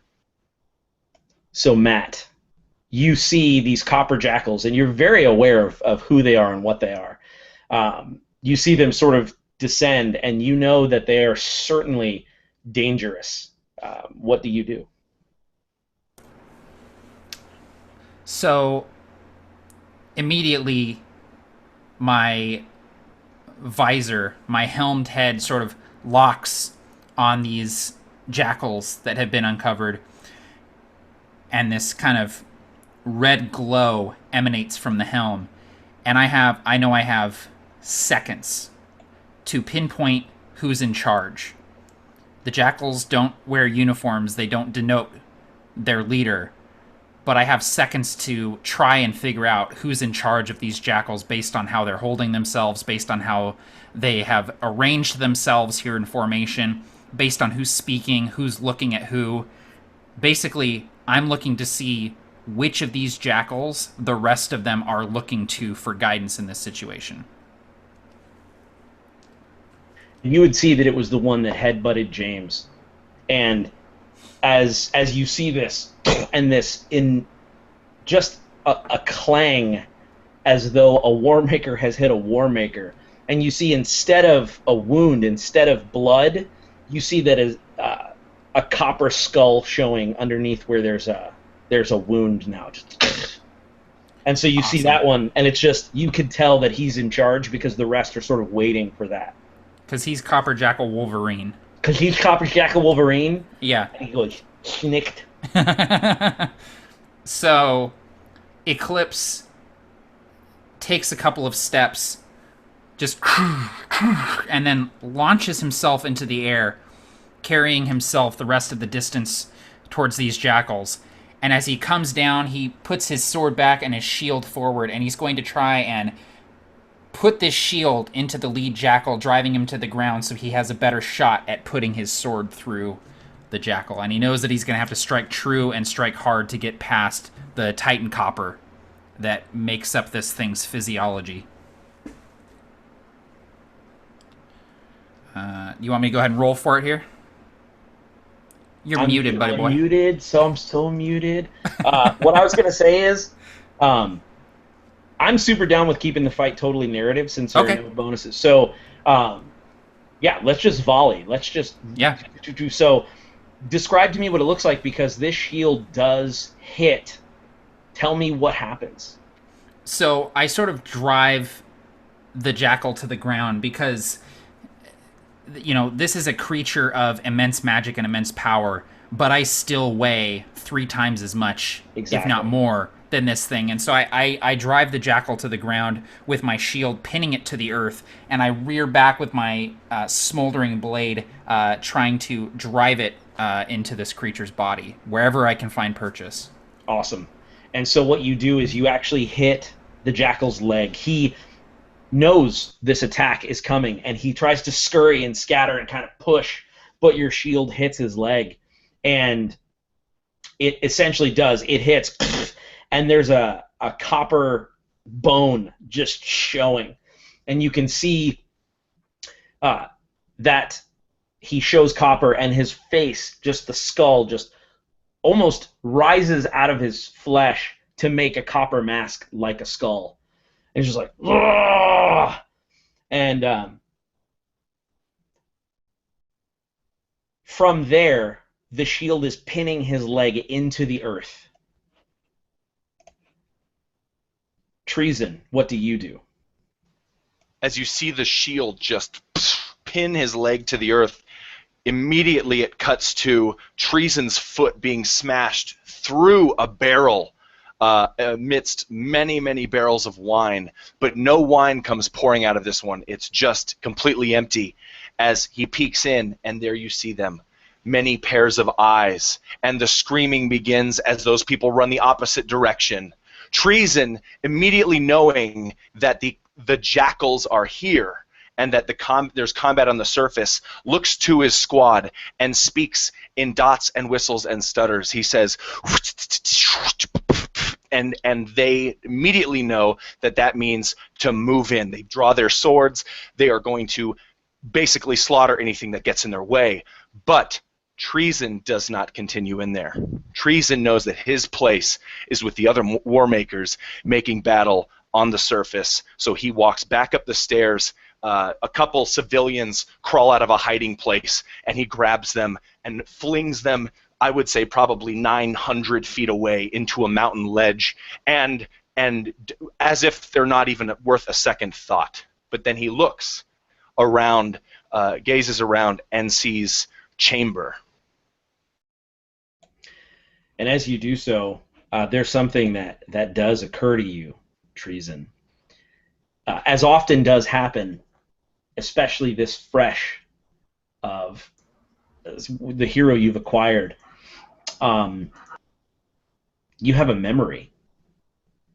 And you see that where you're passing is an entrance to a secret place. And you can't place the exact location of where it leads to, but you know that it's an entrance to a secret place. And you know it and you see it. So I'm going to add that. And then I'm going to throw it over to Chamber. Awesome. So Chamber has just kind of leveled the side of this dwelling, and I imagine he just kind of shakes off all this rubble that's fallen onto him too, and turns around to see Eclipse engaged with a copper jackal. And if a war maker can be shocked, he's shocked, but he lumbers over, and whichever. There's more than one jackal, right, Tim? So as of right now, there are 5 copper jackals. Okay. Yeah, I imagine he just, whichever one is closest, he just takes a huge swing, hoping to catch unaware, as they are probably more engaged with Eclipse at this point.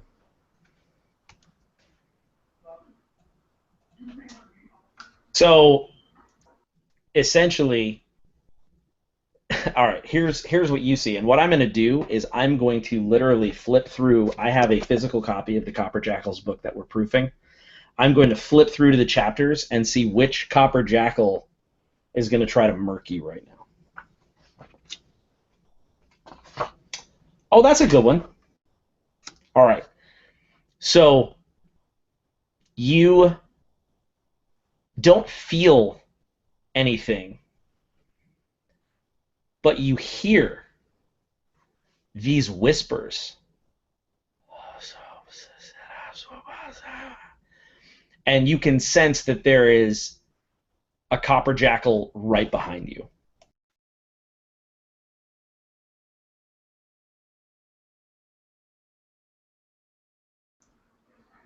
All right, so are you saying this is after I've already swung at one, I notice another one behind me, or this is yeah, meaning you are, if you're swinging at one, yeah, you hear that there's one right behind you. So I'll let you sort of interact with the ones nearest to you since it's narrative. Yeah. So let me go ahead and I'll narrate the one that you swing at, but I wanted to make sure that there's one that's behind you. Yep.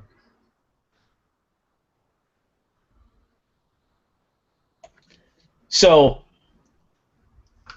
I want you to describe to me what it looks like as your sword or whatever that I guess you could call it. I imagine this like wrought iron, like tri-sided fire poker, just this like really big, like if you looked at it straight on, it almost would make like a star, like a diamond kind of thing. Yeah. But as you wreck this copper jackal, and it's actually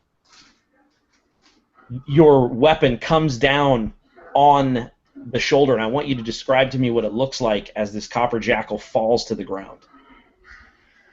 Yeah, so I imagine I take a swing and, yeah, I mean, this thing is just, it's attached to my hand, and it's just basically this big kind of pointy but still heavy, not very sharp thing. And I just swing, and this jackal goes flying into the nearest dwelling and just kind of crumples to the ground, but then turns around, and I see these eyes burning me.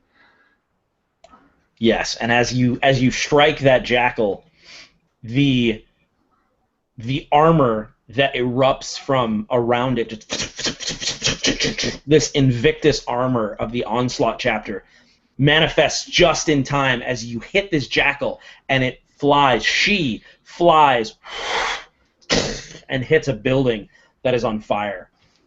And when you turn, the jackal that's behind you continues to stand there, eyes blazing and smoldering, whispering these things into your mind. And I want to know, James, what is Ornstein doing at this point? So Ornstein, following the names are gone. Eclipse, like almost right after, Eclipse runs and hits this thing with its shield, and Ornstein would come in and try and follow up with this mace, try and just knock one out entirely of this fight. And so he would run forward, and as he swings down, something gets in his way. It's almost as if some of the rubble, pieces of metal and wood and steel and rocks and even dead bodies of people begin to form themselves into sort of a shield, a copper bulwark over this person. And after, swinging, coming down on this thing and not hitting the jackal as he expected, but as his blow glancing off, he looks over and sees another jackal that is basically cast and and shielded his mentor, you'd say, as his leader, and it's very clear to the jackals, I imagine, that Ornstein is rather new and very cocky, and he's still reeling a bit from the headbutt. It was almost, he can tell that it was very much a show of power. It didn't hurt him much, but the fact that it knocked him back at all was a surprise, and he's still having a little trouble with that. Absolutely. And as you hit this bulwark, you can see not too far from you, there is this small, sort of gnomish-looking female with goggles on, holding these keys aloft, just creating this shield that blocked your swing, this bulwark, and so Cassie, what is Mongrel doing? Mongrel, having been prowling around, getting a little bit better lay of the land, immediately, the moment that jackal that's behind, oh my god, where's the name? Chamber is there and isn't moving, just staring at him. Mongrel charges in, but stops. Rather than tackling him, basically rears back, having his two giant fists, and being part machine, these spikes come jutting out just at his knuckles, and he just, with one arm, just does a big swing as if to just knock him away. Yeah. And as you draw back to do that, you see this jackal standing there, and even a construct, even a machine, is subject to the powers of the eldritch beings that dwell in the bleak. And you see, for an instant, behind this jackal, you hear whispers in the ears of the hero within you, and if possible, within your very core, as though one of your fellow war makers was speaking to you, you begin to hear the voice within the voice of an ancient old one. And you see this light of horror. And this voice from beyond begins to speak to you in insanity. And you miss. And then the jackal is gone.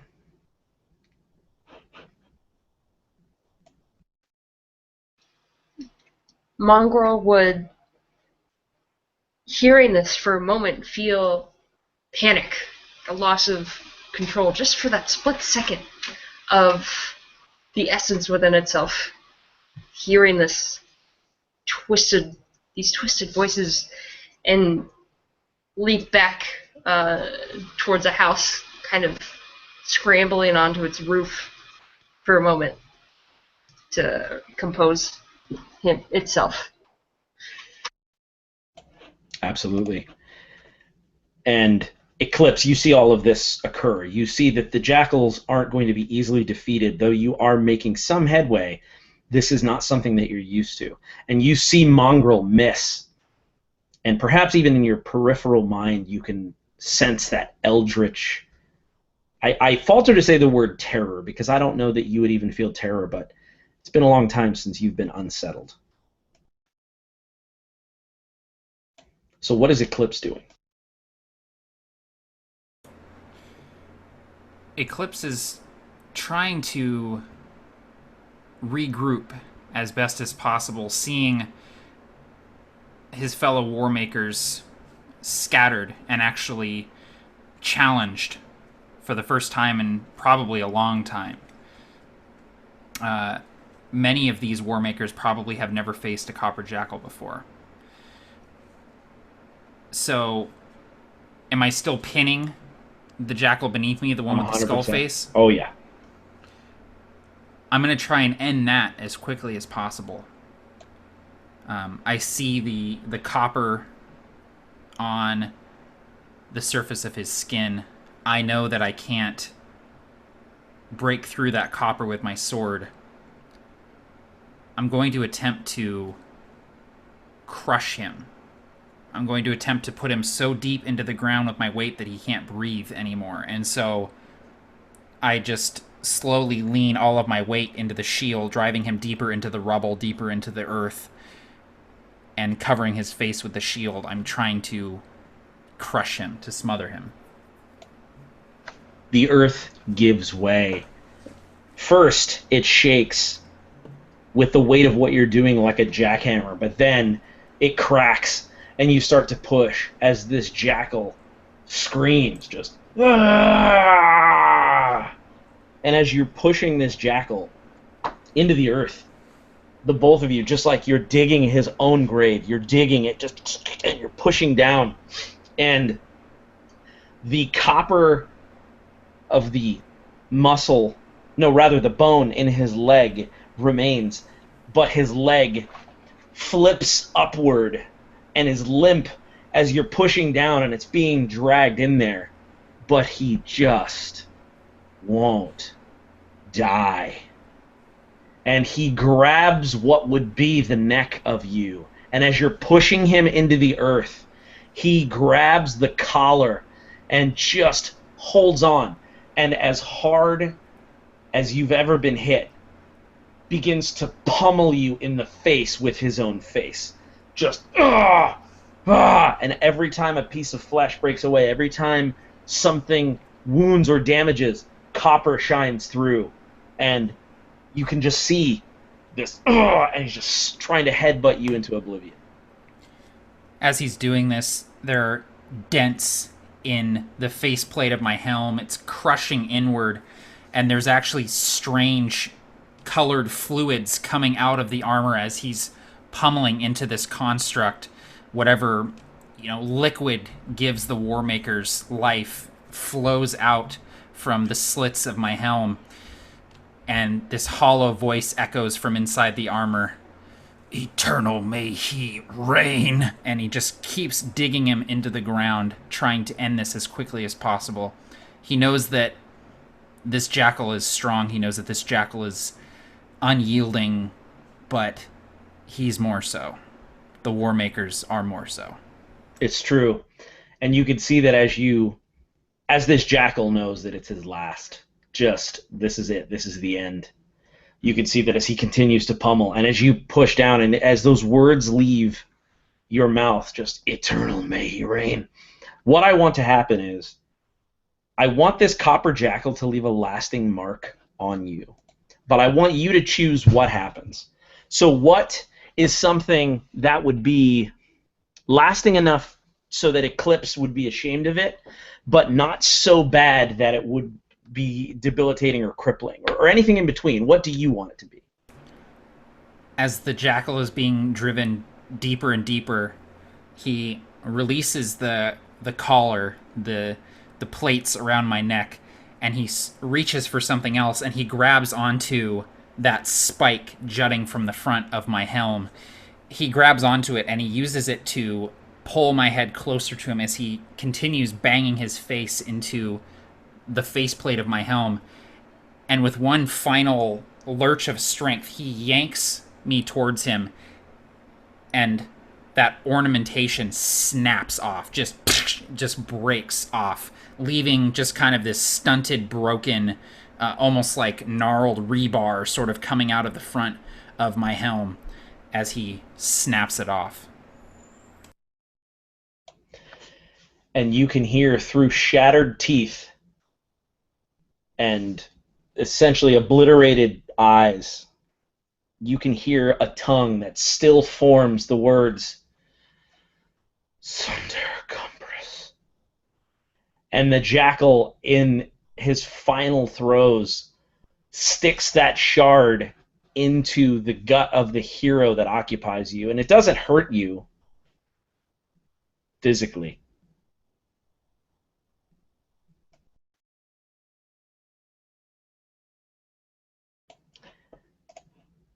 Treason, what are you doing? Treason is moving towards this faint memory, this hiding spot. Do you? What is it? What is this place, physically? So physically, I don't know. I'm kind of imagining it like, what do you want to make it? Because this is the underground place that you invented at the beginning of the game. Okay. So I like the idea that, like, I imagined it being innocuous, like a cellar or something, and you open it up and it's like, hey, secret place. I don't know. What do you think?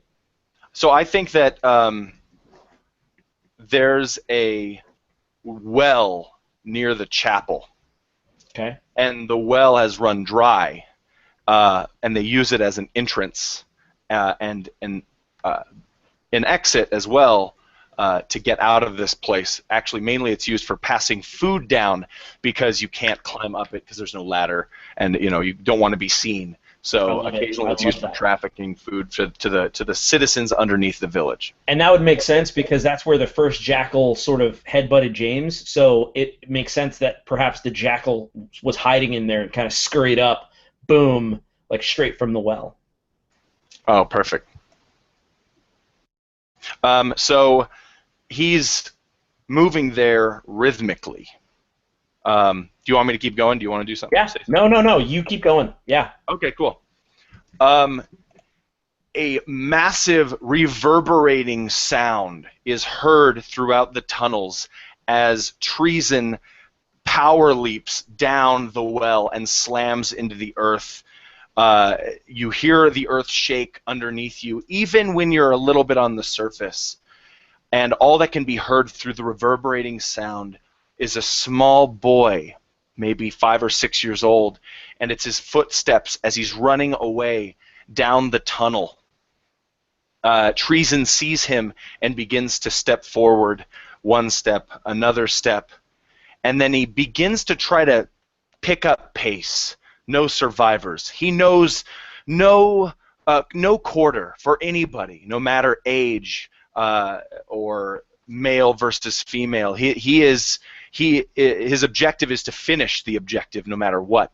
And so he's beginning to pick up pace towards this kid when he feels the piercing knife that injects through his throat at the back weak point of his armor over and over as a scream at the top of her lungs yells something along the lines of son of a something. I don't. He couldn't pick up the last bit because his hearing went dead. He flings this creature against the wall that attacked him from behind, and he sees her face as her body is broken against the wall. And he falls to one knee, unable to control his own bodily functions. And he looks her in the face as, and he notices the holly wreath that's been decorated around her neck in some sort of necklace and along her belt. And he figures that her son is down the hall, but he has bigger things to handle on the surface. So he shakes it off, begins walking towards the entrance, and then feels it. He feels the poison through his veins as the corpse that is being kept alive by the tome heart cannot help but give off any more living energy as he falls over dead. And before she dies, Helen's smirk crosses her lips as the last sound to be heard is the reverberating, emanating noise of Warmaker hitting concrete ground. And as Helen Diggs expires from this world, she has done something that most copper jackals have not. She has felled a Warmaker, and her last thought is a peaceful and happy one as she thinks of Jeremiah and her son, and that they're safe now.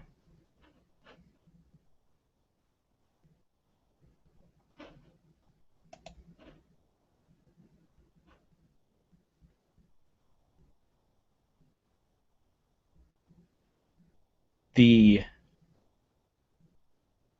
people around hear this skirmish in the tunnels, and they begin to rush down the escape. There's an underground tunnel that leads further, and as they see Helen's body, these people know the price that she paid. And as they hear the skirmish above, as they hear the Warmakers and the Copper Jackals fighting the fight of heavyweight titans, as they hear the ground shaking above them, as they feel each blow and hear the heavy feet and the sound of wrenching metal, they know that today isn't going to be the day that they die in Dragongrin. And as Aberwith burns, and as the Warmakers and the Copper Jackals continue to fight and they continue their skirmish, we sweep back up the pass, back up the ravine, back where we are. And now Rudy, Kathleen, Jeremiah, Ephraim, and Garrick are all faced with a choice. As the fire burns in the distance, and as the elements begin to make their way down the pass as an act of war, what are all of you doing?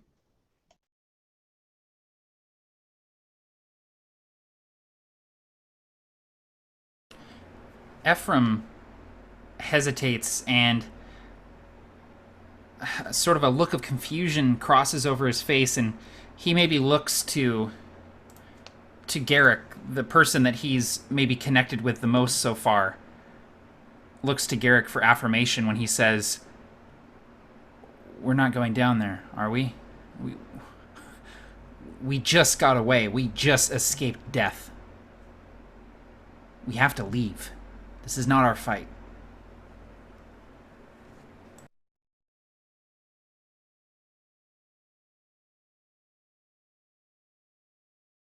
We can't go down there.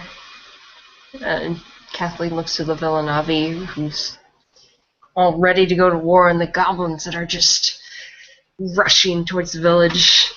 We can't do that. We're not... We did just get away. We need armor. We need fighting. We need... training. We need sleep.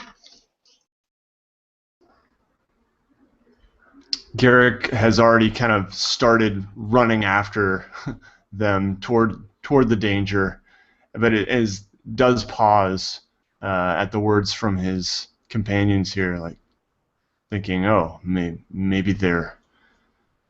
you're right." I say audibly. I think maybe Jeremiah would know that when he was taken to be crucified, that his wife would have had time to run away, and he knows where she would have gone. And maybe that's a kind of a secret ravine down toward, so it would work as like maybe a shortcut down to the village. That maybe it's got like some trees or something that would be useful as cover, some sort of way into the village that's different from this main pass. Yeah, I love that. I absolutely love that.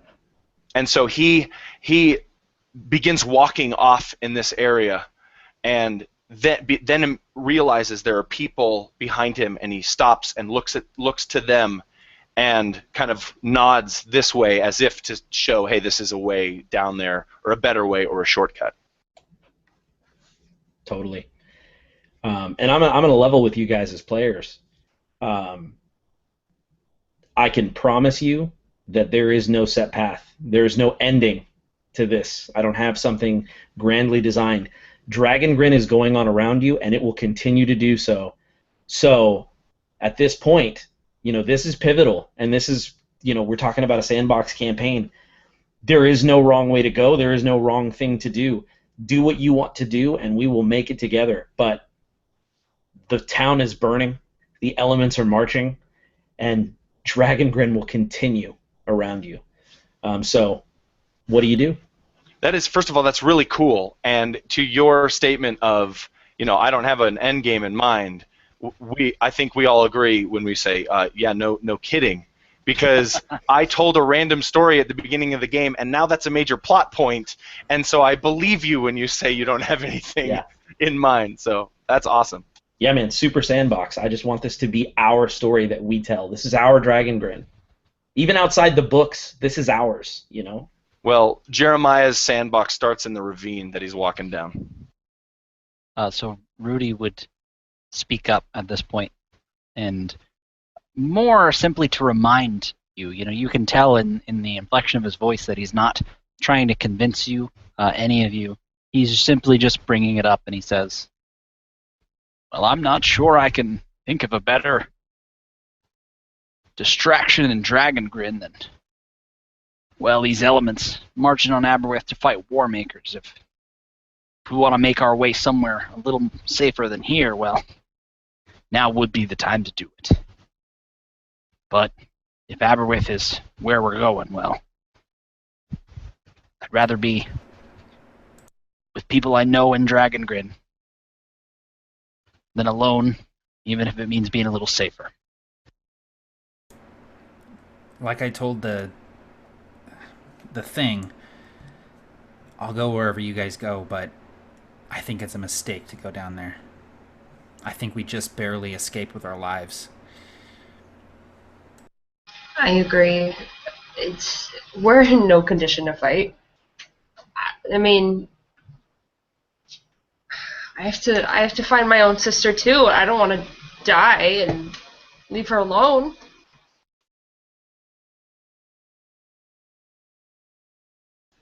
A low voice emanates toward you, and you hear it say, "Dragongrin is a dangerous place. We're all good if we stick together. But my wife and kid are down there. So you know where I gotta go." Well, In the same respect, as long as we don't venture too far into the city, I think we can use this distraction to get your wife and kid and maybe still make off and relatively safe. I'd appreciate that. Ephraim looks towards the city, this town that is already burning, plumes of dust coming up as buildings topple over. And he looks at Jeremiah and then looks down to the sword, this blade that belonged to his mother, someone that's not with him anymore. And he looks at Jeremiah, and you can see sort of the fear sort of break on his face as he realizes that you're just someone trying to reach their family. And he nods to you and says, "All right, yeah, I'm with you, Diggs. Lead the way." You hear a smile, and he holds up, as he begins walking, he holds up towards you. Actually, no, he reaches out and grasps a piece of holly from the ground, and it seems to grow naturally around here, and he yanks it up and hands it to you, and he says, "Well, then make yourself useful, and coat your blade in the juice from these berries." And then he explains that it has something in him that tends to fight against these entities, these war makers. It has the ability to fell them in some circumstances. So yeah. I'm basically making up reasons to bypass this combat. Yeah, it kills them all instantly, guys. Take it. No. Ephraim does just that, man. He looks sort of strangely at the berries and then kind of crushes them in his hand and drips the juice along the blade, sort of rubs it along the flat of the blade with his hand, making sure that it's coated with this juice. Nate, I want you to think about the face that you saw in the trees. Would you be willing to describe to me what that face looked like? It was beautiful, just absolutely alluring. Green eyes, fine features, and never saw more than the face. I've heard people talk of dryads before, and if it hadn't been so kind and nurturing, I would have thought, Garrick would have thought this would be a dryad, but no, it was something else, and now he's sure it's something else.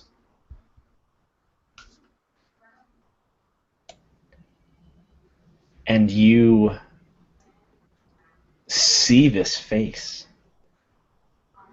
in the periphery, as though if you look directly at it, it would disappear. And you can see that this face is more beautiful than you recall, even though you're not looking at it. And then the face smiles. And you feel peace for the first time. And immediately, that peace is robbed from you as you see, and only you see, another figure not too far away. This figure is not in your periphery. He's pale white with sylvan ears, slicked black hair, and tight red clothing. He has streaks of black covering his eyes, and his lips seem to glow and shimmer with a black, almost lipstick. And he smiles and waves to you. And then he's gone.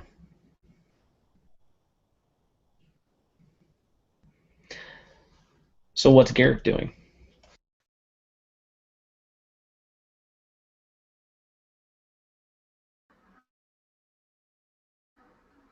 So Garrick is taken aback and a little bit scared, but immediately doesn't want to show anything to those around him, and immediately just shakes it off.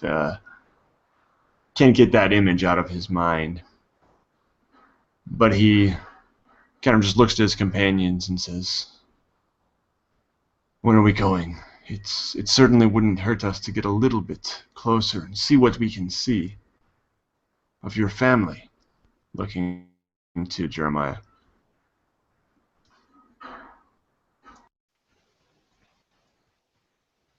And Jeremiah's pace quickens as he receives what you said.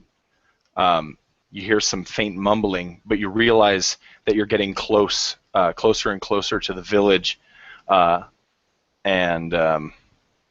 you see the fires that are now rising from it reflected in his eyes.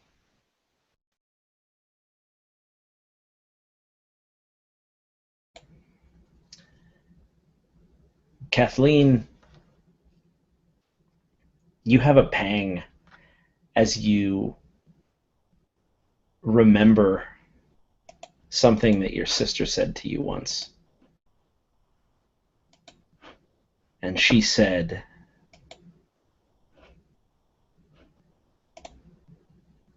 heretics are often the visionaries of tomorrow. And you remember this. You remember that the things that she believed so firmly in, that she left, was kidnapped, was taken. You're not sure what happened, but you know that her belief in this cold world was so strong that she didn't give it up for her own safety. And that, for whatever reason, that thought rings in your mind, and you think of your sister, and you think of a memory. What is a fond memory that you have of your sister? I think Kathleen's favorite memory, it was the first real moment that she could remember, when she got to sit down and understand her sister a little better. And in their village, the well would often freeze over in the winter. And, well, they'd have to open some of the stones, and they eventually find a way to get water from the bottom of it that didn't freeze. And in doing so, Kathleen had decided to make that water spill out into a main area, creating a sheet of ice. They had never done this before, but they had to slide all over it in a very rudimentary kind of way of ice skating and just being kids and forgetting for a moment that a servant, the dismembered lord, was coming to the town. It was the first time they'd ever come. And the priest, when he came, looked upon the children having their fun with disdain. Should be at their chores, doing other things. And he just struck out at one boy who just happened to knock into him. And immediately her sister was on him, just verbally bashing this man as best as a tween could. Why would you do that? And she had never seen her sister stand up for anything before. Everything was just so nice in the village. Sure, they had their hard times. There was no reason to fight. And that spark just it made her want to understand her sister more. And she began to pay attention and see why her sister thought the dismembered lord was that it was a bunch of baloney, and that she was okay with being a heretic if it meant standing up for others so that they could live that peaceful life when they were so much younger. And having that memory, just brought back the fact that she should fight for it too. And so at this waypoint where a part of her wants to run, she's tired, she doesn't know how to fight. Certainly she doesn't have a sword.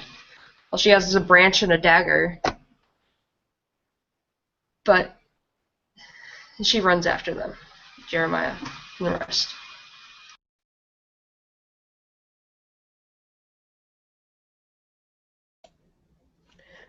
Rudy, you have a past that reaches back further than any of the other people that you're with. Your age is, it might eclipse Kathleen so far that you could be her grandfather. But there's a particular portion of your past that stands out to you the most. You have ties to what life was like before the dismembered lord reigned in Dragongrin. And you don't remember it as others do. You don't remember it as stories and, oh, it used to be. You remember the days of the Halithic Church, the days when there was no ever-growing shadow. There was no such thing as a war maker. There was no dismembered lord. There was just living and caring about the weather and what one would eat. And there's a pang in you because for some reason you miss that right now more than you have in many, many years. What's going through Rudy's mind right now? When Rudy thinks back, further back than, say, a few decades, well, he has trouble. He can't really remember.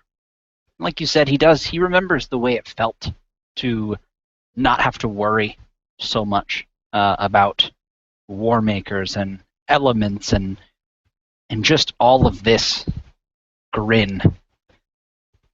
It used to be much simpler. But when he tries to think back more than a few decades, it's almost as though his life was something he read in a book. It's just a memory. He remembers as though his entire life, his family and the things that he did, his life in Innis and in Grin and in Bismore and Awai and the places he lived and the places he studied. He doesn't remember how those things felt. He remembers what happened, as though someone read him the story, as though maybe he wrote the story. But, like you said, he remembers that feeling of Grin before. But he doesn't like thinking of it. He does his best to,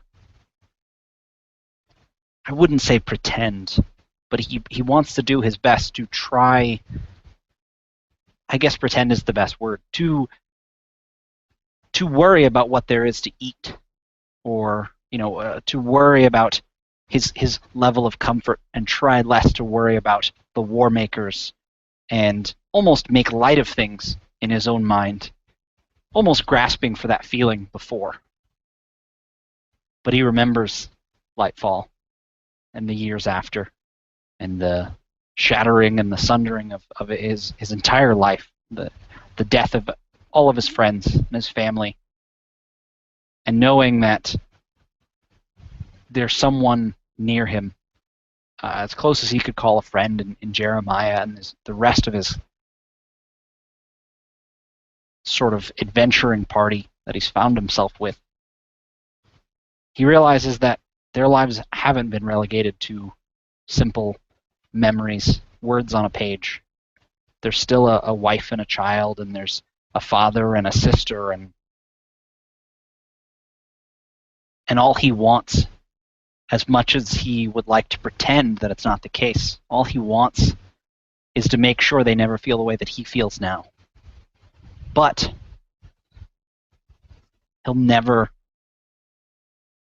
he silently promises himself that he'll never show that to them. That every time it will be, again, that feeling of wondering what they'll eat next, even though they might be marching off to their deaths currently. Wondering, how comfortable he's going to be, even though his feet are bleeding through his shoes, that he stole from a dead man. He does his best to hearken back to the days before the dismembered lord, and he's going to do his best to make sure that anyone he knows doesn't lose hope. And Ephraim, you see an absent-minded smile come across Rudy's face. And it's noteworthy because Rudy doesn't typically smile that way. And as you walk, something is poking at you, literally, perhaps figuratively as well. You just feel something poking at your leg, poking and shifting, and what is this? And it's a trinket. It's a thing that you have in your pocket, and it has upended in a way that it's poking you. And you can't help but think about what that trinket means as it's poking you in the leg, as it pushes. What's going through Ephraim's mind right now? That trinket, that worn stone chess piece, a game that Ephraim doesn't even know how to play. He doesn't know the rules for it because no one has ever taught him how to play chess. That game piece in his pocket is like the physical manifestation of his entire life, that constant nagging need to understand where he comes from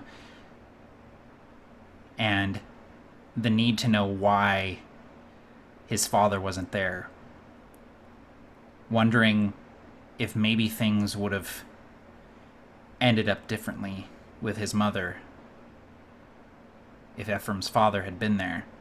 And he remembers asking around his village, "Do you know who my father is? Was my mother ever with anyone?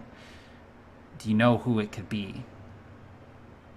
And hearing the gossip and the rumors about how it was a traveling medicine man that would come through once a year, or that it was a charlatan wizard who knew a few simple parlor tricks who would come through the town and scrape up a few coppers, showing tricks to the children in the streets.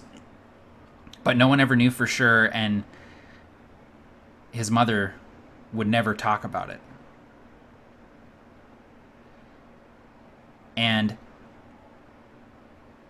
Ephraim feels that chess piece just kind of digging into his leg, and it's uncomfortable, and he considers taking it out of his pocket and just dropping it. He takes it out of his pocket as he's walking, as he's following these people, and he feels the weight of it in his hands, the familiar shape, the familiar curves and divots of it, the place where he's worn with his thumb, rubbing it with worry and anxiety, and he considers just dropping it in the dirt and leaving it there. But he doesn't. He tucks it back away into his satchel, into a pouch on his belt, and decides that he's going to hang on to it until he can find whoever it belongs to. And he's going to return it to them.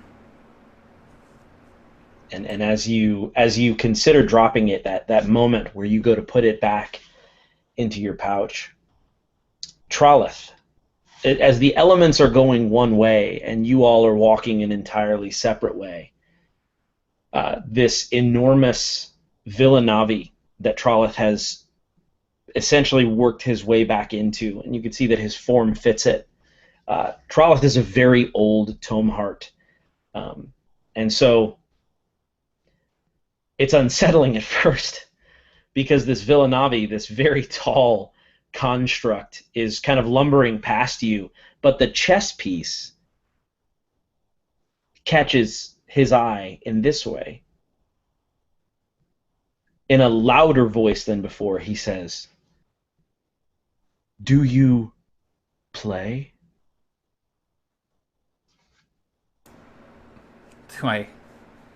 Do I play? No. I've been an orphan since I was 11. No one ever bothered to teach me how to play chess. And Trolloth again squats down, this time shaking the ground as this Villanavi, this angular construct with a featureless, sort of flat face, and Trolloth's head sort of raises out of the chest. And he says, "When this is all over, I will have to teach you sometime." I think there might be a few more pieces involved than just this one. Indeed, we will have to find a full set. Yeah, I'll get right on that. Thanks. You are welcome. There is one more thing. I do not know where I come from, but I know who I am now. We are very much alike in this way. I do not know whose hand crafted me or where their remains lie, but that does not factor in to what I will do on this day. Farewell. You said your name was Ephraim? Yeah, Ephraim.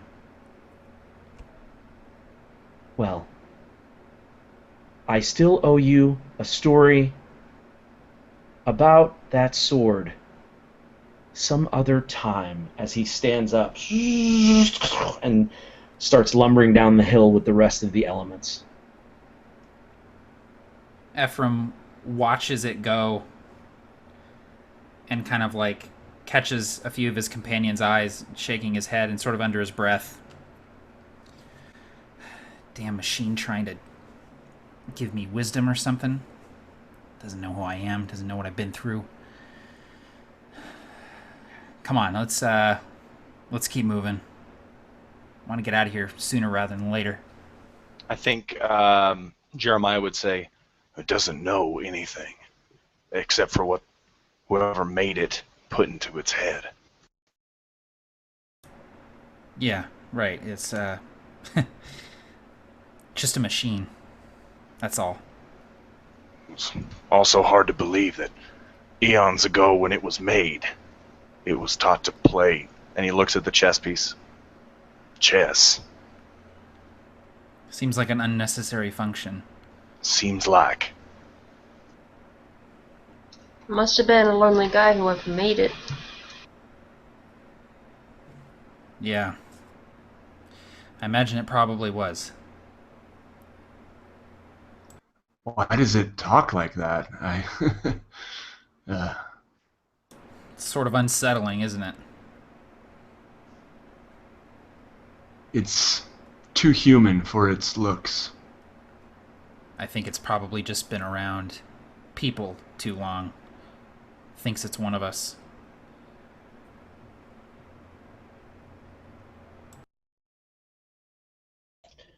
About this time, Diggs, you get to the place where you think the entrance is. It's been a little while. It's been a little while. This is one of those things where it's probably also based on some features of the nature around it, and things have changed a little bit. So you are painfully reminded of how long it's been, and you hear a Voltura screech in the distance, just as they're kind of circling overhead, hoping that one of you somehow dies and doesn't make it. So, how do you find this door? What does it look like? Where was it? Tell me about this door, or this entrance. So this is more of a back entrance to the city, and you can see that it has a perfect inline direct route directly from the well, just in case there's like an emergency escape that needs to be mustered.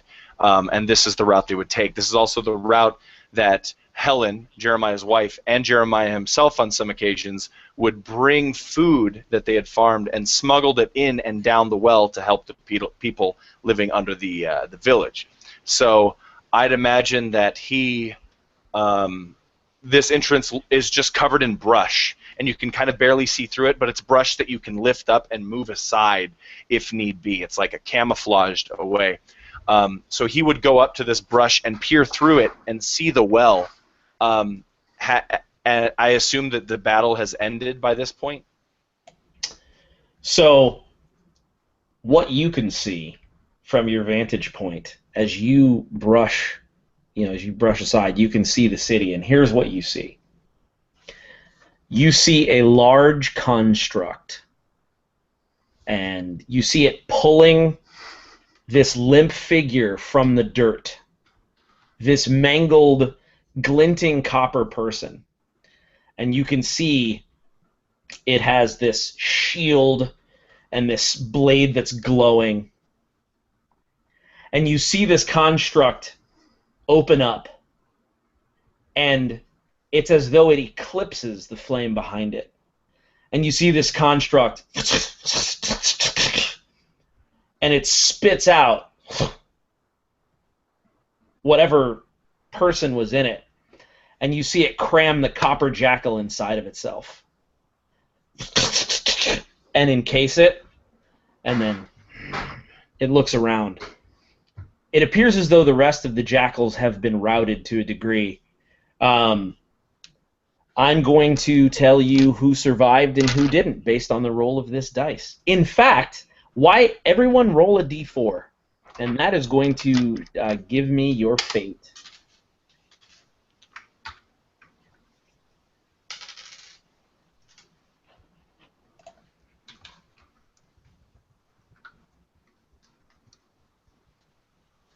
All right. Anyone who rolled an odd number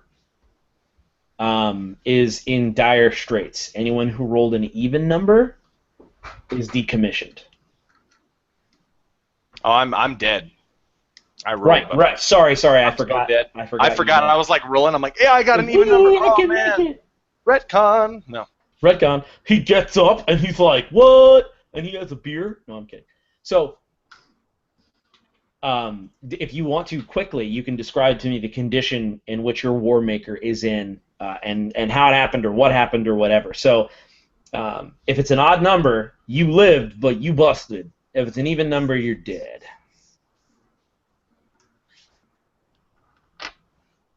So, tell me what happened to Mongrel.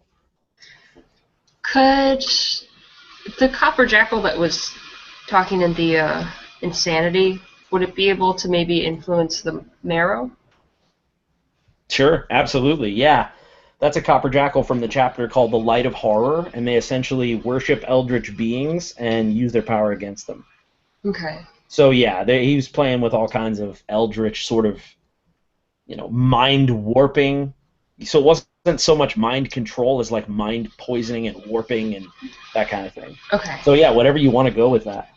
So I think during maybe mid-fight with something else, Mongrel got away and found one of the entrances to under this village.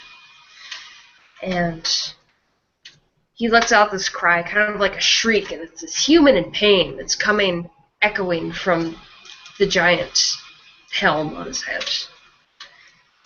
So his group of marrow that he had been leading that scattered came at his call. But that copper jackal was still nearby. And so, whispering and this insanity, his voice seeps into the mind of the marrow. And rather than following the orders of Mongrel to go into these tunnels, instead swarm over him and start just trying to rip at the layers and layers of armor that are on him, getting under the lobstered steel and ebony to try and strike at the body within. And one of them manages somehow to take off the helm and with a dagger just strike at the head of the being inside, and the essence just seeps out, and this ugly, murky brown and kind of black light just starting to dribble out like blood, seeping through the armor as he's broken apart. I love this, and if I could, I had an idea while this is all happening. He's basically, this copper jackal's controlling the marrow to peel open Mongrel, to peel him open. And so the marrow is just peeling him, just opening him like a can, just a tin of sardines. And they wrench this dead being from within it. And the light of horror stands over Mongrel. And like an astral conqueror, essentially takes on this twisted, malformed, anatomically impossible, disturbing look. And you just see it's like a sea of writhing copper, just H.P. Lovecraft, Cthulhu, just this whole thing. And as this war maker is opened and being forced open and is empty of, fuel, this hero, this copper jackal opens his hands and purposefully falls into the war maker on purpose. And you can see the war maker is charged with this eldritch light and energy, and it just is too much. It's too much. And you can hear the copper jackal and the war maker laughing maniacally as the war maker closes on the copper jackal, and then it's too much, and it literally destructs. And the marrow just go flying. What's left of them are dashed against the walls. Roof is blasted off. He's gone. So he's toast. So Nate, what's going on with Chamber? So I imagine that Chamber, had flung this jackal into the wall, and it looked back at him. And though he knew there was a jackal behind him, decided to go for this one that was already down. And so he charges, at a speed that is unnatural for this lumbering hunk of metal. And the jackal, at the last minute, this woman smiles as she just dodges out of the way. And Chamber goes head first into the wall that he has just flung this jackal into. And this jackal and the one that was behind him both sink blades as quickly as he plunges through into his back, and just slicing down. These blades have they're not just metal. No sharp metal could do this. There's deep magic in these blades.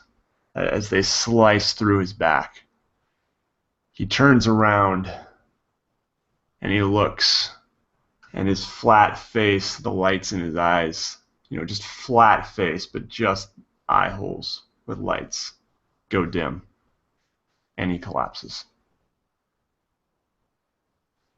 And as he starts falling forward, the female in the Invictus armor from Onslaught just begins just pounding, just bare knuckle Invictus, like dying with 2 copper blades in your back isn't good enough for you. And so she's just pummeling your face as you fall, just as you just. So, Ornstein, what are you up to? So, the Jackals have defeated us at this point, and they're probably still alive? Yeah, well, and that's the thing, is that I can, you can narrate. I think the Jackals should have suffered some heavy losses as well. Yeah. I think. So, Ornstein, having seen the, earlier at the beginning, having seen Eclipse sort of crushing one of the Jackals into the ground, and Ornstein tries to right before he came and tried to help and was stopped by the bulwark. After seeing his sort of this person he looks up to, this construct he looks up to, smashing this jackal into the ground, Ornstein focuses on this gnome with the goggles that raised this bulwark and charges. And again, just as before, very cocky. Runs and begins swinging at this gnome.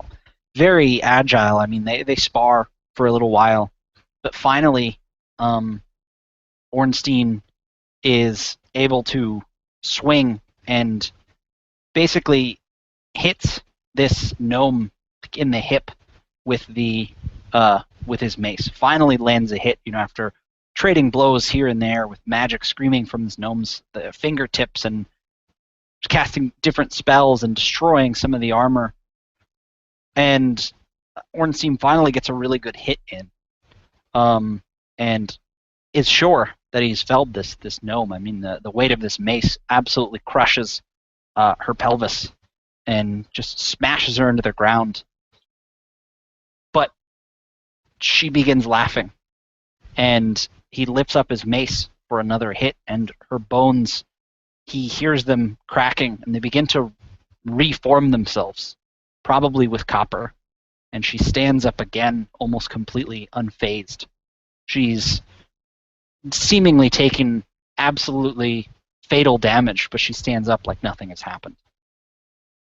And laughing, she points her fingers at him once again, and eldritch energy comes screaming from her. It seems like the bleak and something worse and something better and light and dark all at once strikes him.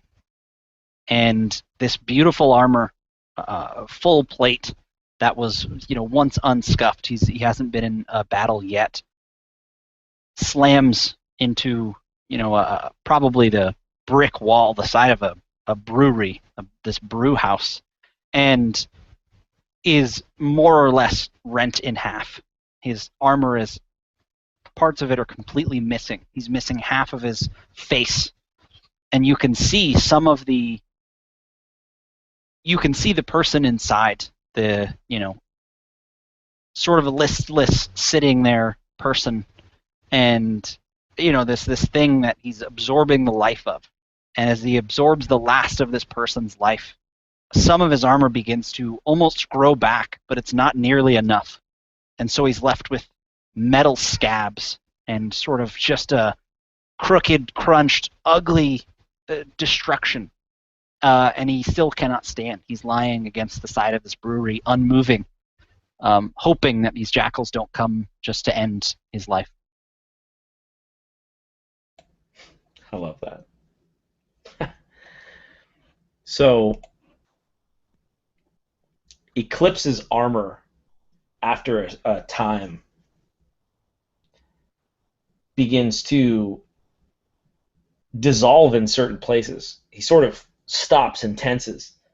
And this is not normal. This isn't how this typically goes. Something's happening. Something's wrong. Something with this thing that you've ingested it's not right. But you're a war maker. You were made for this. This fuel is the most potent, the most perfect that you've ever had. And you begin to feel this metal, this Titan copper, surge through you. And the bones of this copper jackal begin to show on the outside of your armor. These copper bones, this copper skeleton begins to rise out of you, sort of making that shape. And I'll let you narrate that or change that. It can stay that way to where the like basically you have this skeletal like copper jackal Titan copper thing on you, or it can change to be anything you want. Yeah, it's hard to watch seeing this happen. It almost looks like Eclipse is being torn apart. It's not typical to see a War Maker act like it's in pain, but Eclipse takes a knee as this copper metal erupts out of him, looking like roots or tendrils sort of coming out, webbing in every direction, wrapping around him, spiraling around his arms and down the length of his blade and across his shield, even grasping at his face.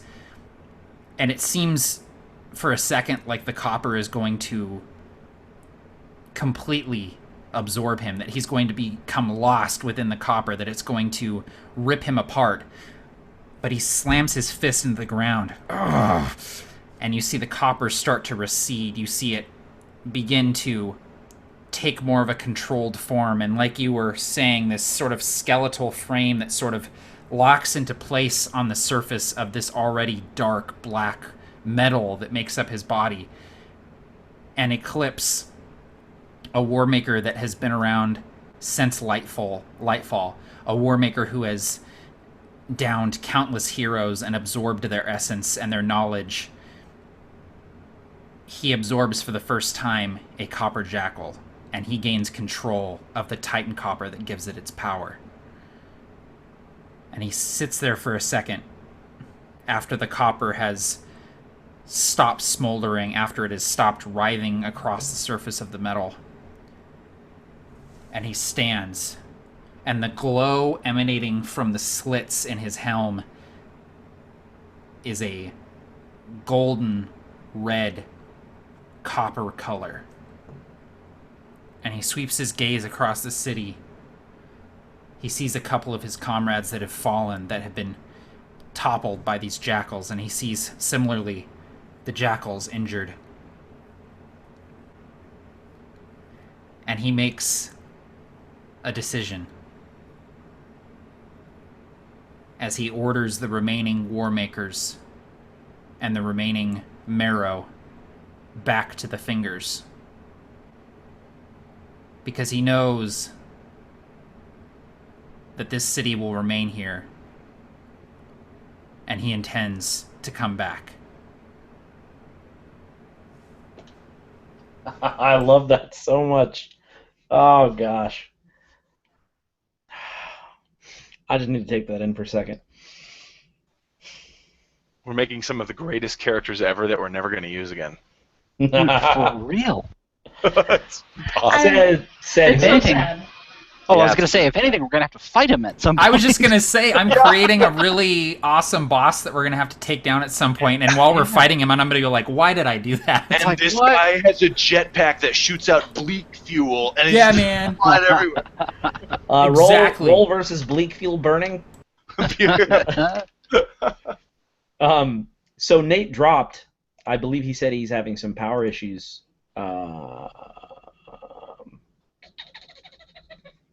He had a tornado hit him today.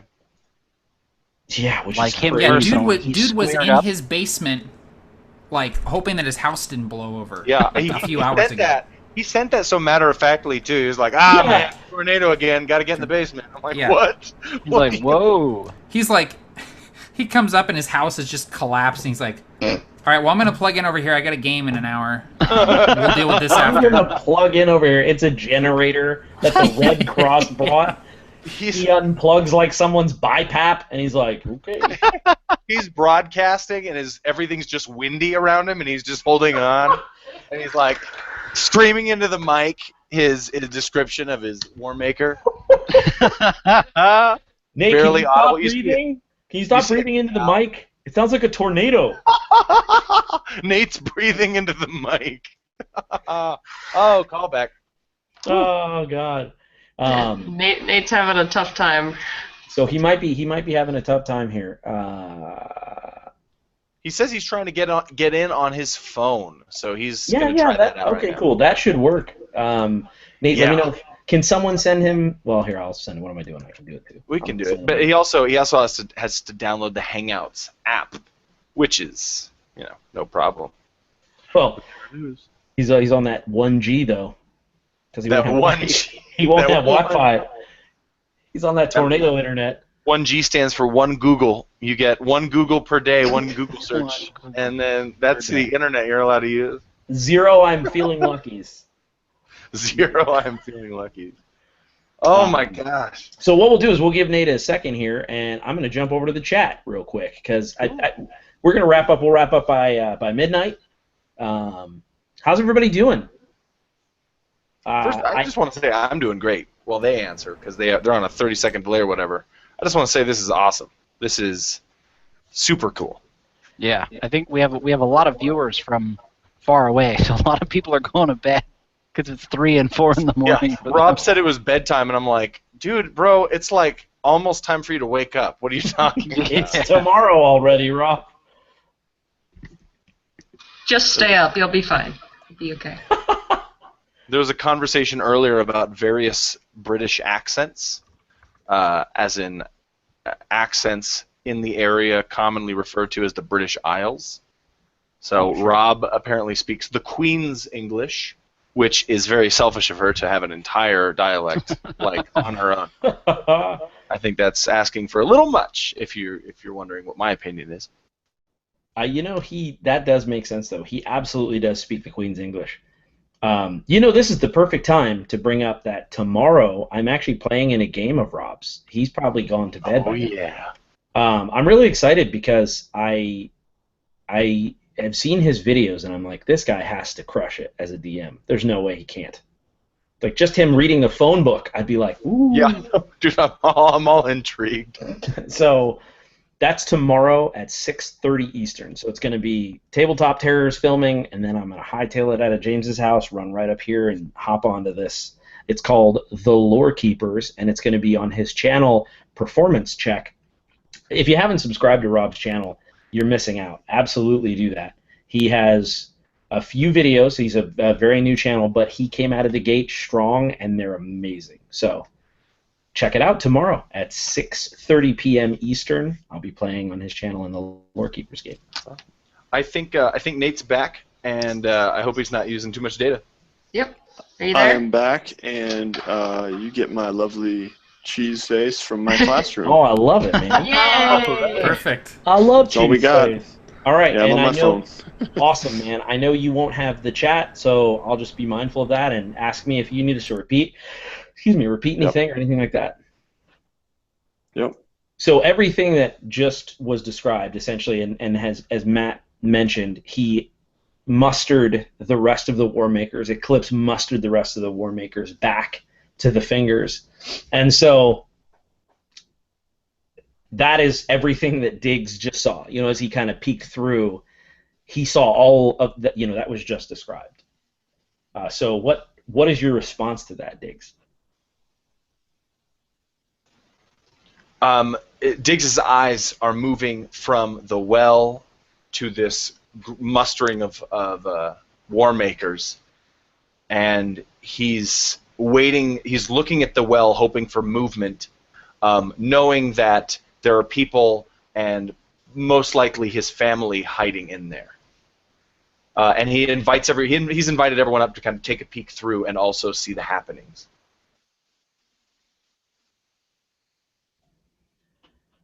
Yeah. Does Jeremiah Diggs understand what just happened with the Titan Copper in the War Maker? Because that seems like information. I was just going to say, here's the way that I look at it.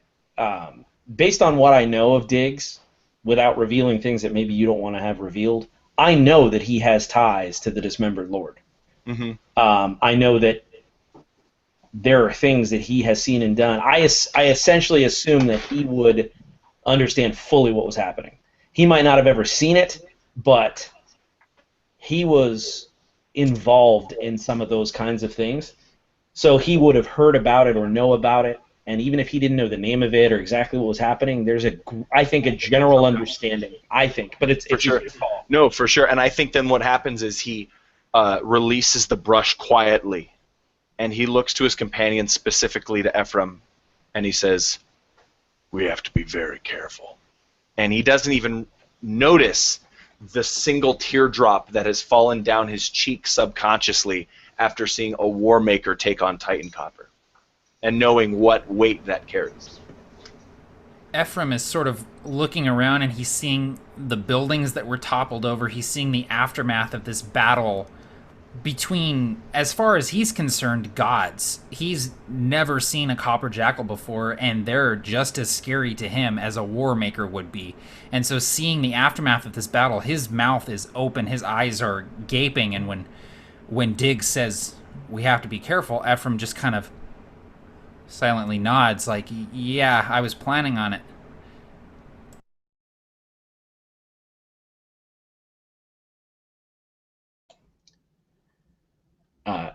If no one has any other responses to that particular site, does anyone else want to react or make comments or anything like that about what they just saw?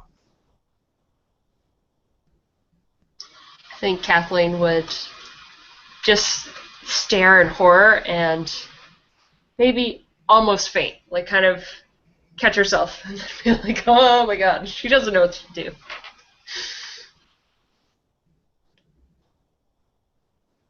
So we sweep back over the brush, through the fields, through the smoke from the fire, up over one of the fingers, down through the secret passage. We come to two still bodies, an enormous war maker, and a hero of the people.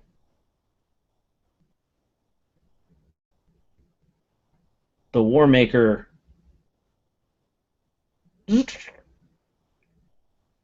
twitches. He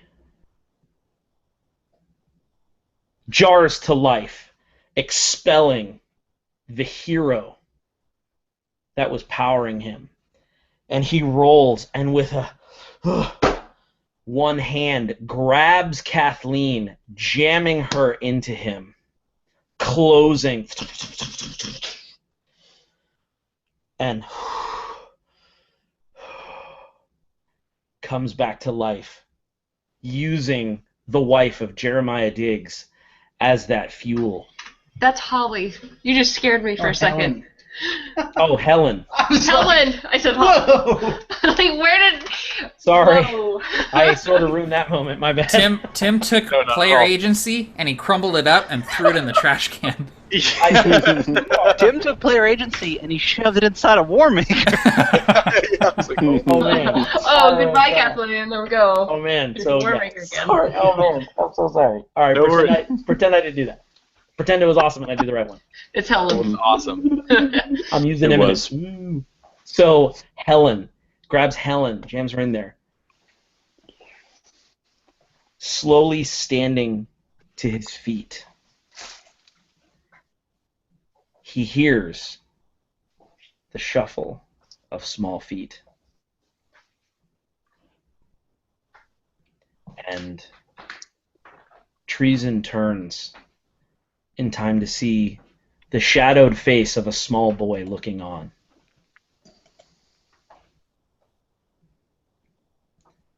The boy doesn't run, but sheepishly looks. And Treason, carefully and slowly, kneels and beckons to the boy. He doesn't come. He isn't stupid. His father is Jeremiah Diggs. He taught him well. He taught him what to do and how to handle situations like this. And then, using the voice of Helen, says, "Come here, boy. Do what your mother tells you. Come on now, Malachi." And Malachi is surprised as Treason opens and reveals the face of Helen, just enough in the dim light so that it's not clear that she's in distress. He stands up, closes, and using the last of Helen's memories to do this one more time, says, "Come now. We gotta go meet your daddy." Malachi sheepishly walks up, and as Treason opens his hand and Malachi takes it, they begin to walk down the corridor.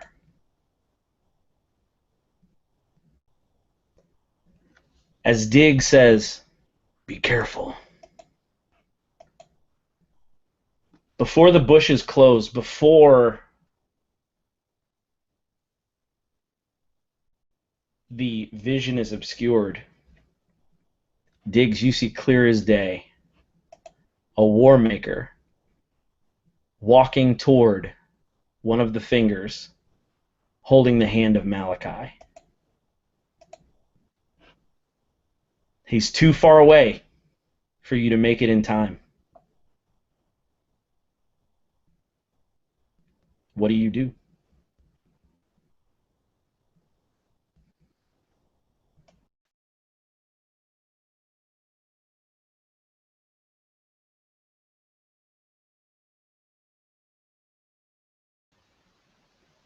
He stands there. Shocked, but a weird smile crosses his face.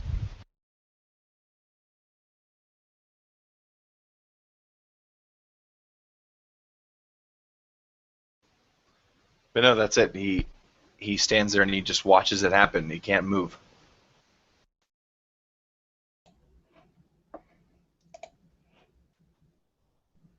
The rest of the war makers and surviving marrow file into the fingers, and you see that Treason hoists up Malachi, holding him carefully and gently, and steps into the fingers.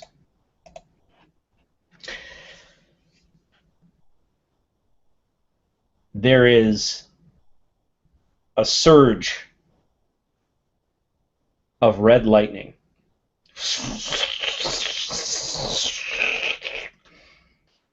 as these obelisks launch one at a time back into this bleak.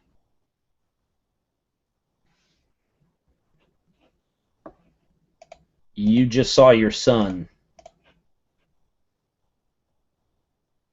disappear, probably forever. Yeah, he's dead. That's that, and Jeremiah knows that. That he's gone. There's no coming back.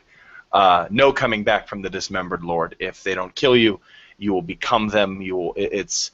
He's, as far as Jeremiah Diggs is concerned, his son is already dead, even though he hasn't had a grin dug for him.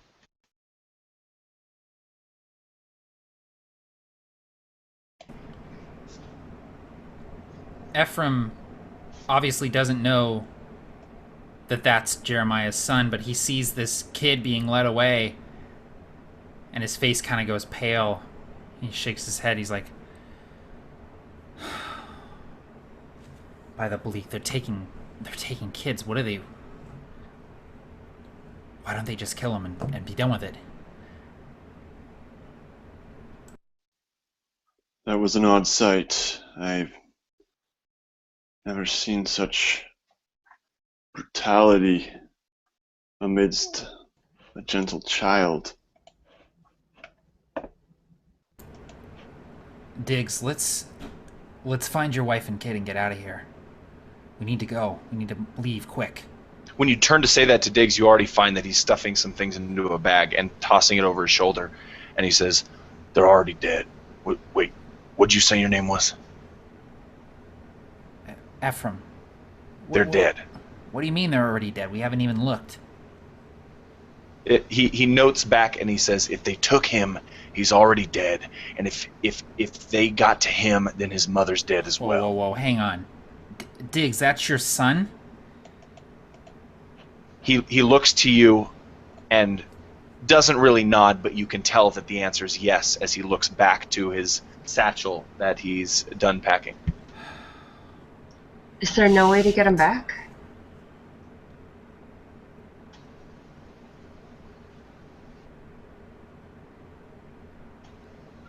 Diggs doesn't answer.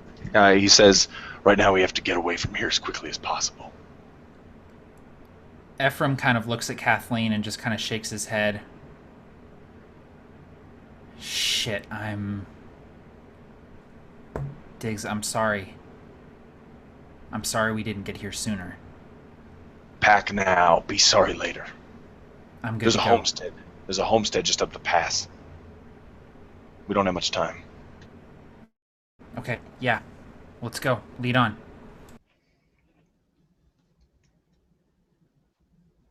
This is very, very sad. Is it not? Nate, only Garrick can hear this voice. And only Garrick can see this figure. This white, pasty, gaunt figure standing right next to you. It's so sad. Welcome, by the way. Oh, you expected... you expected to see the lady. Consider me lower management. You will see her if and when needed. But for now, in return for your life, you will do what we say. The pact is completed. The blood, and he points to the cut on your hand. It sealed it. Do you understand what I'm saying to you right now? I understand, and I don't like it. Oh, get very much used to me not caring about that. You will do what we ask, or we will take your power. And I assure you that we will leave you exactly as you were, dying. There's no coming back from this. So, you may simply call me Piotr. Or Peter, as so many of your profane mouths say.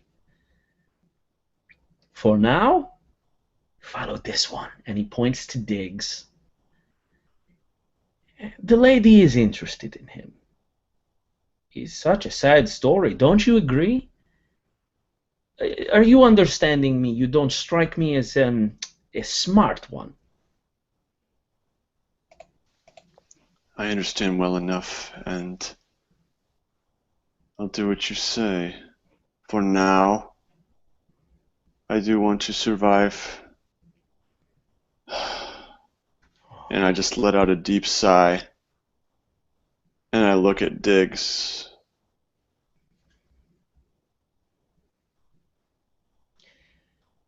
You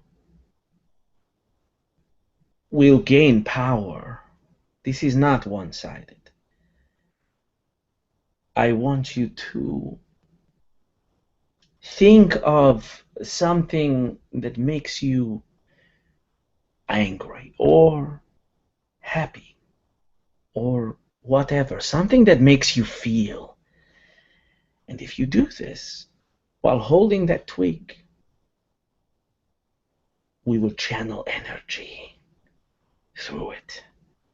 Powerful energy. A bolt of energy. You are not a prodigal. You are one of the matron's children. We will take care of you and yours. But behave, little puppy, or else. You've always wanted adventure, haven't you? Tell me the truth. Doesn't every boy dream of adventure? That's how I met the lady. Playing and adventuring in the forest. Yes. But I don't want this. I'll do what I have to, though. Oh. They come together as a package. Don't forget, this is like once you have stirred paint together, you cannot undo this. We are one now. Trust me when I say you will have much adventure and years beyond a natural lifespan. Think of this as the first day of the rest of your life.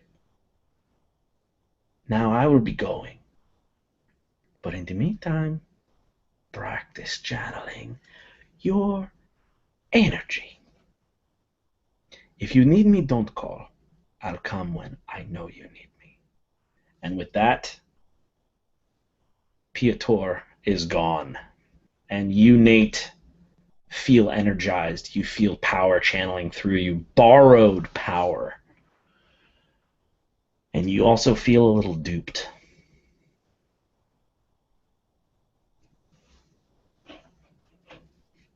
And I grab the branch that is now my staff, and I can feel it vibrating a little bit.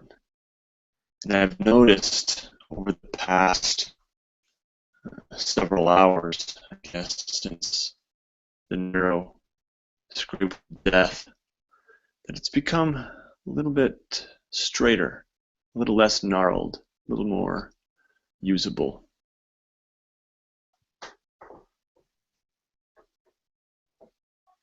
And it feels like an appendage. It's not a branch anymore. It feels as though it's one of your fingers. You know where it is, as you would know if you were clenching a fist or running your tongue across your teeth. You're aware of it. And so, what do you all choose to do? What is the action that you take as we come to a close on this chapter?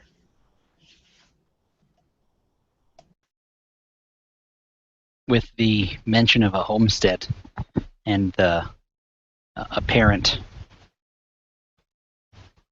upset, or rather lack of, from Jeremiah, understanding what just happened to him, and to some degree feeling somewhat guilty, even though Rudy knows that there was nothing he could have done, would simply be ready to follow Jeremiah to what is hopefully a little bit of a quieter part of Dragongrin, maybe a homestead without so many dead people or bloodshed, or if he can just sit down for a minute and rest his feet and rest his mind, and hopefully get to know these people a little better. So if we are to go to this homestead, Rudy would absolutely follow.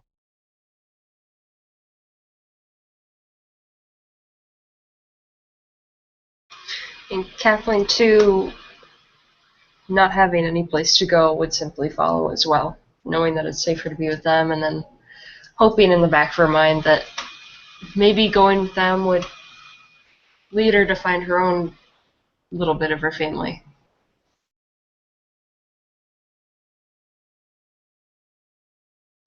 And Garrick says, "Lead the way, Diggs. Lead the way."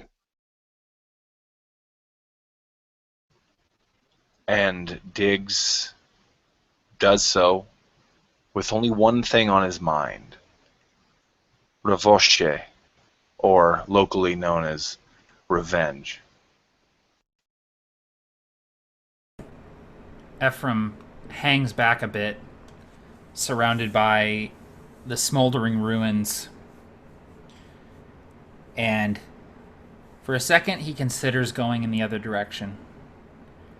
Ever since he met these people, it's been trouble. It's been more attention than he's needed, that he's wanted. But he's been on his own for so long, and seeing the look on Diggs's face when he realized that his son was gone, Ephraim remembers a young boy many years ago walking into a barn to see bare feet swinging in the air, and knowing that he was alone too now. It's almost like he can't help it. He follows. He follows Diggs, and he follows Kathleen and Rudy and Garrick. He follows these people that are friends now, whether he likes it or not. So with that bloody dagger tucked into his belt and his mother's sword and that chess piece, that final remnant of his father, he follows, leaving the crumbling city behind him.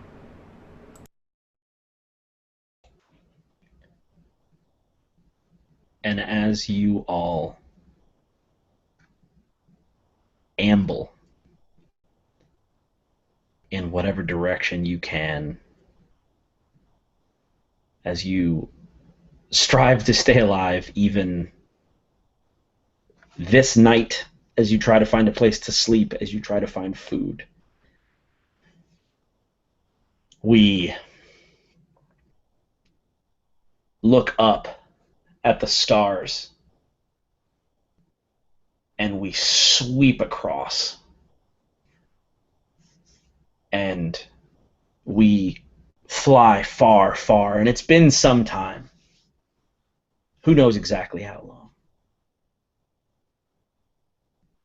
But we're back in that large, black palace. We're back near the muster room, and we're back near the fingers. We sweep over the amphitheater, and we see the dismembered Lord teaching the children. And we see a tome heart shuffling up a new edition.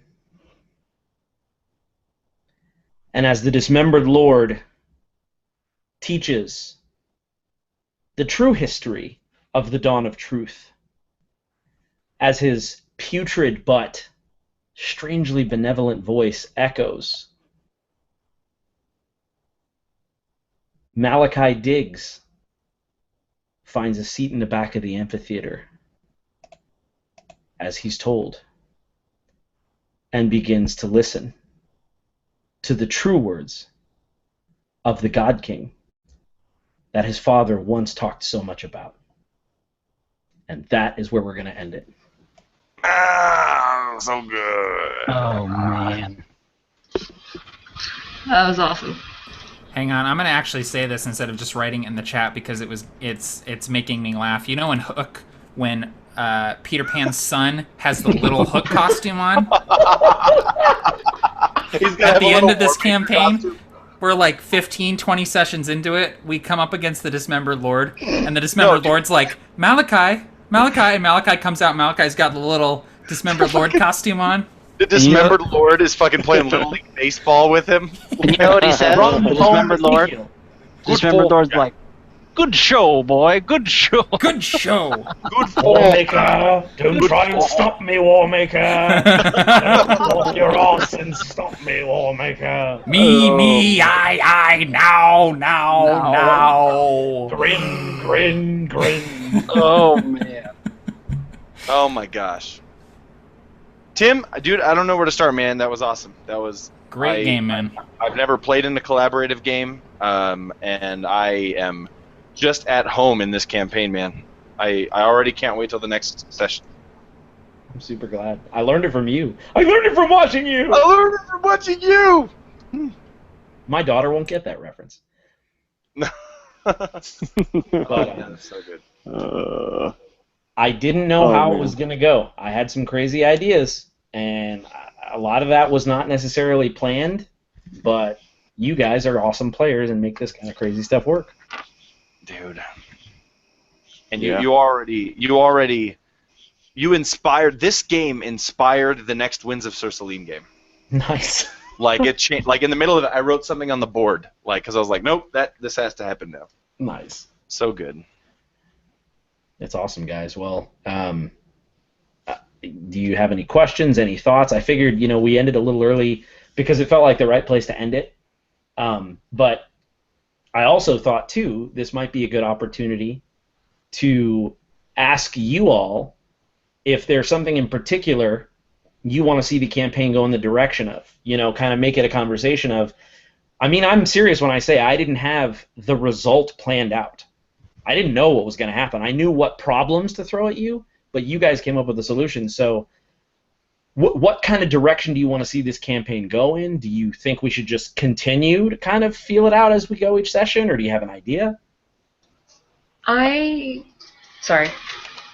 No, go. Shoot, yeah. I like the whole sandbox idea, but I know I do want to see us doing like those adventures where you go into a place, maybe not necessarily looking for treasure, but working towards some goal. But I also love the fact that we played the bad guys, and I kind of want to be able to do that again to make up creatures like that. Yeah. I also really liked playing the bad guys. It felt like kind of like a Star Wars movie where you're jumping from good guys to bad guys. And like that to me is something that I've never even heard of, and that is super awesome. And you can, as far as I'm concerned, you can do that as much as you want. Yeah. Oh, it was so great. It was really cool. Yep, I like it, and I think what Cassie said. Yeah, like I'm sure there will be, more direction, I guess. But I love what we've got going, and I think that that will just come naturally. Like we know we oppose the dismembered lord. Right. And we know we are at this time kind of running for our lives, but I imagine there will come a time when we are more a long time down the road, probably in more of a position of power. Sure. Yeah, and I think, Nate, on those lines, like imagine how it would be in this world where evil has won in many regards, most regards. We are just escaping the powers that be, which means we have all of our characters have stepped into new lives in which we're always going to be on the run forever. Yeah. And I feel like that is a really cool way to start a sandbox game. Yeah, well, and I feel like also, especially if we level up as we go on, we'll be relatively some of the strongest people. Now, granted, like in Dragongrin among regular people. Now, there are obviously peacekeepers and copper jackals and war makers and Neelemans and all manner of things that we should just not even go near. But eventually we'll potentially get stronger if we don't die. And I feel like that will be interesting in Dragongrin as well. Yeah, I was gonna say that seeing like the war makers and the copper jackals and stuff is a really cool way to see the dangers and like the high level perils that are out there, and it's sort of humbling being a level 1 character to come up to essentially a battle and be like, no, we can't handle this, and turn around and go the other direction. Yeah. And I think it's going to be a thing where, we can't get involved in those big things just yet, but we're going to work up to it. You know what I mean? I love that. I love the idea that Tim, you've given us a peek into this is what high-level Dragongrin looks like. This is the kind of stuff that you're going to be coming up against, the kinds of things that you can do. Now you have to earn it. You have to get there. You have to scrape out, something out of the dirt of this place and become a hero, essentially. Yeah, precisely that. Go ahead. I was thinking that I mentioned it in our little Google Hangouts chat, but as someone who hasn't read a lot about the Copper Jackals, this was such a cool way to reveal that and kind of get a look at what these Copper Jackals could be. Because that was awesome, and I know James was geeking out about everything when he injected, little bits of the lore and whatnot. It's really cool. Yeah, it was something, and I don't want to pontificate about it too much, but the idea came from exactly what you were saying, Matt. I was looking at all the stuff we've written, and I was looking at the campaign we were running, and I realized that they were nowhere near each other, nor should they be. And I was like, well, it's weird to write all this stuff with James and you guys and then play in a totally separate world. And I was like, how do you do that? And then I thought, well, it would be happening around them. That's realistic. And so, yeah, I think exactly what you said. I wanted to show, like, hey, look, this is Dragongrin, you ant. Yeah, I feel like in a lot of games, not that this is necessarily a bad thing, but it's not the thing for Dragongrin. Usually you're like, all right, you guys are low level, so you're going to encounter low-level things or things that are your challenge rate. And, he didn't throw War Makers at us and expect us to kill them. Like you said, it was happening. Granted, we could have tried to go in there, but that probably would have been a terrible idea. But I feel like, it's a little bit different than some things. It's not like all right, so here's some, challenge rating your level things, and you can fight them, and that's how it goes. It's like, no, like we came across the stuff. You know what I mean? Like, we'll be lucky to find something that we can kill at this rate. Yeah, absolutely. And I think I want to make this clear, too, because, Cassie, what you said is 100% right, which is, sandbox and open world, but still the characters are going to have goals. So I love the idea that those, to me, this session really started to take more of a point. I know, like, for instance, Matt, when you made Ephraim, you basically said, hey, here's kind of the concept. I'm going to wait until session 1 and figure it out during the session. So, and I think everyone sort of did that to a degree. So I think that there will definitely be those things that are through lines and, arcs for these characters. But to me, playing this game tonight, I have the first real sense of who your characters are, I think. The first session was awesome, but it was just that tip of that iceberg. And now it's like, okay, I'm kind of starting to see who these people are and what ties they have to the world, what challenges need to be in front of them. And that, to me, is where campaign develops, when we start figuring out what the goals are. So I'm really excited. Yeah, I'm looking forward to, like, discovering Ephraim, figuring out who he is, and likewise for every character in this campaign, like, getting to know these characters and, like in The Winds of Sir Celine, it's like, learning more about all of those characters has been, like, the most rewarding part of that campaign, and similarly, like, with the Provokers and stuff. So I'm looking forward to doing that in a completely different landscape with completely different characters. Different characters, a different character than I have ever played, for sure. No, absolutely. And I can tell you one thing that I think will help is something I'm planning on doing is having a bit of a time jump between these two sessions, which were like episode 1 and 2, like part 1 and part 2 of the pilot. I want to jump ahead a little bit and kind of see where we are down the road, because I think that also gives everybody, whether it's a week or a month or whatever, staying alive in Dragongrin, it gives everybody a little bit of time to decide, where did you end up? Where are you? What are your goals? What are you trying to do? What happened? And I think sometimes that distance of time also lets you really develop as a character in your own head as a player. It's not like, all right, now let's role play every minute up until, So I think that's going to help me as a game master too, jumping ahead just a little bit and then seeing where you guys go. So I'm excited. I was gonna, if you guys are cool with it, I was gonna just go to the chat for a question or two if we have just a couple minutes. Yeah, for sure. I'll be right back. Mini break here. I'm actually going to go because my phone's about to die. Oh, Nate, I'd rather thank say you. a proper goodbye than Nate, thanks, than just Yeah, leave and have you wonder where I went. Have a Check good out- night, Nate. I was gonna say, Yeah. check out WASD20 on YouTube. Incredible videos. Check out Sellsword Maps. Nate, is there anything you want to say to the lovely people? No, I just want to thank everyone for tuning in, and yeah, thanks for that, Tim, and for an awesome game. So yeah. That was awesome. Thank you. All right.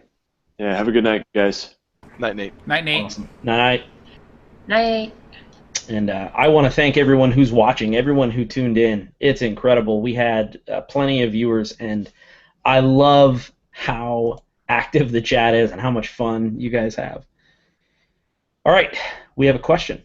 How do you pivot a character from running from past to making a goal for themselves? Anybody want to answer that? That's a really awesome question, because I think a lot of people get hung up on, this is my character's background. They have a really rich background. These are the things that they've gone through, and they don't think about the future of their character or they don't think about the character being a character in progress. And I think it's Barker that says, don't have the backstory stop at session 1. Have the backstory carry on through. So it's, instead of saying, orcs killed my parents, say, orcs killed my parents and I've been hunting them for 10 years. Or orcs killed my parents and they've been looking for me my entire life, or whatever, Have a clear, not clear, but have an idea of what your character wants and where they're going through. Something that I did for this campaign was I had questions. I had questions that Ephraim was asking himself starting out in the campaign, like, where's my mom's sword? Who is my dad? Where do my magical abilities come from? Those are like 3 questions that kind of color his character and give me something as a player to steer him towards a goal. So having your players ask questions is a good way to do that, I think. That's an awesome answer. That's a really awesome answer. Something else to add to what Matt's saying. A lot of times, people will say, hey, will you read my character background? And I will, and it's a campaign. Meaning, all of this huge arc happens in the background. And it's this character change and all this, and I found my father's killer and everything. So, like what Matt's saying, stop. Don't write the whole arc. Have those, and that's a good way to find those questions is start writing the background. Okay, orcs killed my parents. But so many times I'll read a background, and it will be, the orcs killed my parents, and it'll be really well written, but it'll be how you found the orc chieftain, and killed him, and took his skull, and all this stuff, and you're level 1. And it's like, cool, super cool, but cut that thing in half, give the other half to the game master and say, here was my idea, can we edge in this direction for where my character goes? And I think you'll find that that's a good way to do it. Let's see if there's any more questions. So, question time. How much work goes into planning these sessions? You'd be surprised how little. Yeah, honestly, I want to show you the seat of my pants right now. Look, I'm flying by it. No. I will say that for this campaign, I prepped more than any other session I've ever prepped for. Because to me, I wanted to make sure I had my facts right from the first one. Because there were so many cool character moments. That was the main reason why I prepped, is I didn't want this to have so much that was new and different that it felt like session 1 of a new campaign, which I'm guilty of. Being too freeform with how I'm feeling in the moment. So I actually, if you check out the Tabletop Terrors Facebook page, I did a video on how I prepped for this session, but it was very bullet pointed. So I knew that I wanted the heroes. I knew I wanted to start off with them being war makers. I thought that would be cool. I want war makers in the game. Why not make the players war makers?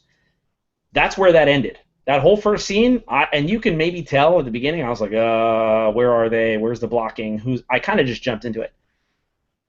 then jumping back and forth, I just jumped back and forth whenever there was a good breaking point. But I knew that I wanted them to kind of find some character moments. I didn't know what to do there.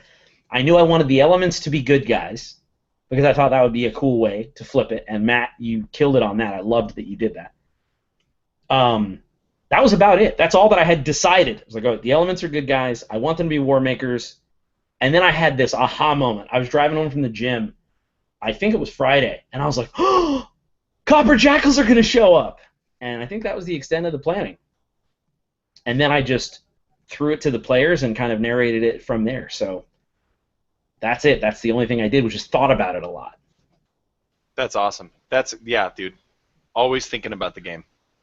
That's it. I feel like my prep is a lot of thinking and not a lot of like sitting down and writing stuff out.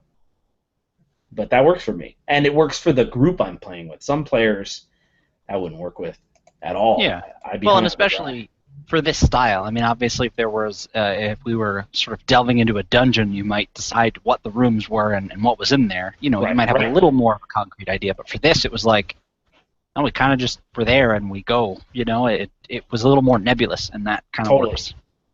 And you have to be in that style of game. For the way I run a game, you have to be okay with retconny little details changing, because I want that to be the kind of game I run. You know, if Barker comes up with a town underneath the town in the beginning of the game, I'm like, yeah, yep, that's it. Anything else that happened in session 1 that contradicts that no longer is law. This new thing that we're on right now is law. Can we talk also about how you and Matt created a baller new NPC on accident in Eclipse?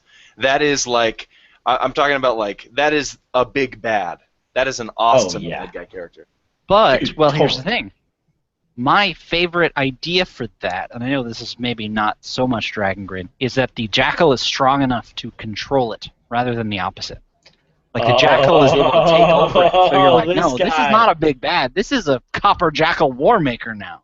I'm like, this bitch is... this guy. And I'm just like, I don't know, I feel like anything could happen, but I like that idea that he's like, yeah, man, I'll jump right in there. I'll pilot that thing. I really like the idea that, you know, Eclipse has human qualities to him because he's absorbed so many humans in his time. Yep. That he goes back and forth between having total control over the Titan Copper and being influenced by the Jackal inside, because there's never been a War Maker that's had a Copper Jackal inside of him, and so the Copper Jackal is like fighting back, like you're saying, James. He's able to like take control at points, and Eclipse is like trying to keep it like on the DL, like on the DL with the DL. Yeah. Like the Dismembered Lord can't find out that the Copper Jackal that I have taken inside of me is actually able to seize control of me at certain points and influence my actions and decisions. And, actually, you have like an awesome Jekyll and Hyde-like character there. Exactly. Well, no, I was thinking like we would like release like a young adult novel where they like kind of fall in love at one point, and like like start to realize. Call it maybe the Jackal inside of me. Oh my god! I will say this: I didn't know how playing the War Makers was going to go, but I do want those to be. I like the idea of playing your own bad guys. I didn't intend on it to be, I don't know, I didn't plan it that way, but when you guys started role-playing them, and I was like, yeah, let's name these. I was planning they were going to be like nameless, just like automatons, but then I was like, no, wait, this is a really cool idea. Hey, what do you look like? And I knew you guys would crush it, so I can say with a fair amount of confidence that you'll probably see some iteration of these Jackals, no, wrong, War Makers again. So Mike also had a good question, and I feel like I want to answer it because I had a moment. So Mike the Piper says, do you guys have any tips as a player to develop a character? How does a character's psyche evolve throughout the campaign? I feel like the reason I want to answer that question is I feel like Rudy's psyche literally evolved. Like when you asked me how I was feeling, Tim, it wasn't like, all right, I'm going to refer to my backstory that I've already written, and this is kind of, I was just like, you know what? I'm just going to just keep talking. I'm going to just say all the things. So that is to say that, like, Mike, it's weird because I don't have a tip. I mean, I couldn't explain how I did that, but I just waited until it was time to do it. I let everything else influence me. I didn't try to come up with something before the game because you want that influence of all of the rest of whatever's happening, everything that's going on. You know, it's like I wanted it to be as in the moment as possible, and it was. But if I had written a backstory, now I don't think there's anything wrong with backstories, but when you're talking about psyches evolving, like, well, you need to let the things that happen inspire that. And, you know, I feel like that is what happened, basically, to Rudy. I think you should never feel completely comfortable with an action or a decision that your character does. I think that you should always feel a little bit conflicted and a little bit uncomfortable whenever your character does anything. If they're, when Erdon killed Una Strong Song and the Provokers, I know, like, Nate told me later that made him uncomfortable doing that, but he was role-playing Erdon, who was completely on the edge at that point. And that was a huge character moment for Erdon, and it helped develop him as a character. And I think that any opportunity you can take where you're like, I don't know if this is the right decision for my character, I don't know if this is in character for my character, or, you know, this is making me uncomfortable, jump at that and take the opportunity to do that, because, like, character growth and character progression comes through adversity and conflict and things like that. And that doesn't happen if you're not unsure about what you're doing. Exactly. Yeah. I also think that a hack to ensure Matt's advice is, a lot of times we say, okay, guys, let's do this thing called a campaign, which is essentially a series of journeys that makes up a big journey. But then you hand me a character that is a destination. You're like, here's who I am. And it's like, well, wait, so you're telling me we're about to take this super long journey, but you already know where you want to end up. On paper already, you're there. So I think, and the example I'll use is Buffy there's a character named Wesley to illustrate this perfectly. Decide where you want to be, decide where you want to start out, and then decide where you want to end up. And make sure that if you say, okay, I want to be tough as nails, brutal, that's the character I want to play, don't be afraid to back it off to where you're not starting out tough as nails, brutal, but you started off to where you're maybe a little soft and a little afraid. I love the prospect of Nate's character, because by the end, I want him to be a hardened warlock. Like, now I'm not saying that's what it has to be, but I love the prospect of that. Nate is a wide-eyed adventurer. He's not a bad dude. And I love the idea that he could go that direction because he started off far from it. Does that make sense? Yeah, it's cool to see the path laid out in front of him rather than him standing at the destination. My answer for Mike's question would be that, Cassie's got to run. Cassie's got to go. Sorry. Oh, guys, Porch Pottery, check them out on YouTube. Yeah. She is opening up her own space here soon. Yeah. Custom pieces, classes, it's going to be amazing. Go subscribe to Porch Pottery for updates. It's James's fiance, but that's not why we're plugging her. Her pottery is amazing. It's really good. It's, like, seriously good. Like, no nepotism. I promise you it's awesome. So check her out. And have a good night, Cassie. Great job tonight. Yes. Have a good night, everyone, and thank you for having me join you guys. Bye. So, Barker, what was your answer? What I was saying is that failure develops your character. Failure, not success.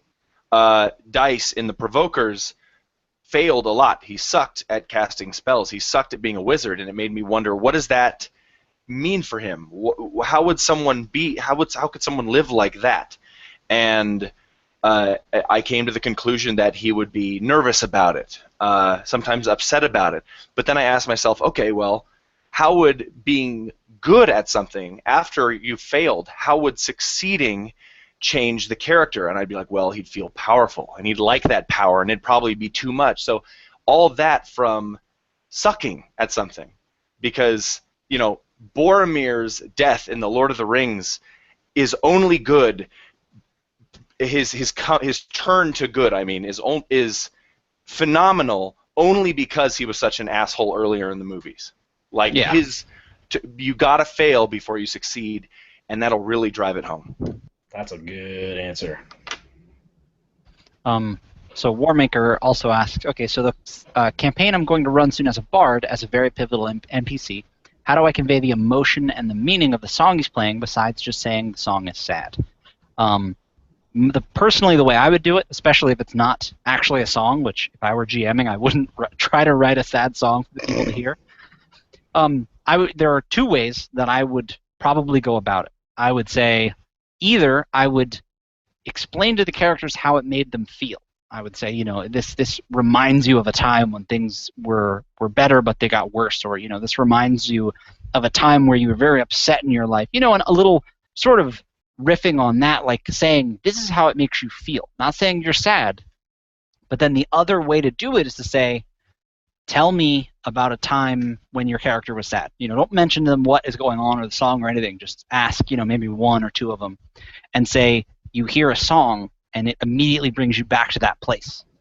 And it's the kind of thing where you're sort of immediately making that character feel sad. That's a good one. There's no song. No song exists. You don't have to make a song. So that's how I would do it personally. Another thing, because those are really good answers. Another thing you can do, Warmaker 777, you can describe the effects of the song on others. Yeah. Like, how do you know a song is sad? Well, you walk into the tavern. There is a stillness that is uncommon among the patrons. And as you peer around, you notice that a few of them are wiping their eyes as the bard plays a song that's sullen and slow. Yeah, you show them, don't tell them. Exactly, right. Yeah. A bunch of crying people, a bar that's quieter than usual. That's probably how I would do it. That sort of sets the whole scene, and that sort of sad song should potentially carry through the whole thing. Right, because one of the biggest GM hacks is that you can't tell the players what they feel, but you can tell them what everyone around them is feeling. Exactly, yeah. So that's rock and roll. I thought I saw another one. Oh, did you guys talk about the how do you pivot a character? I left real quick. Yes, that was. We did, yeah. So, question time. Warmaker plus Titan Coppers equals what the hell could kill this? A Typhon. And does it remain copper, or will it change to something different like Warmaker Brass? We will find out together. Yeah, all very good questions. We will find out together. Also, I don't mean to keep preaching this, but that Villanavi Tome Heart is so awesome. It reminds me of the Master from Fallout 1. Cool.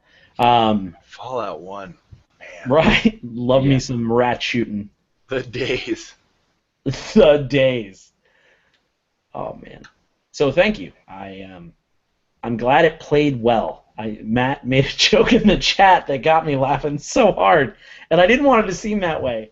Which one? Gee. Well, he said, and then he said, from the Villanavi comes a Tome Heart, and then out of the Tome Heart comes a gnome, and out of the gnome comes like a dog or something.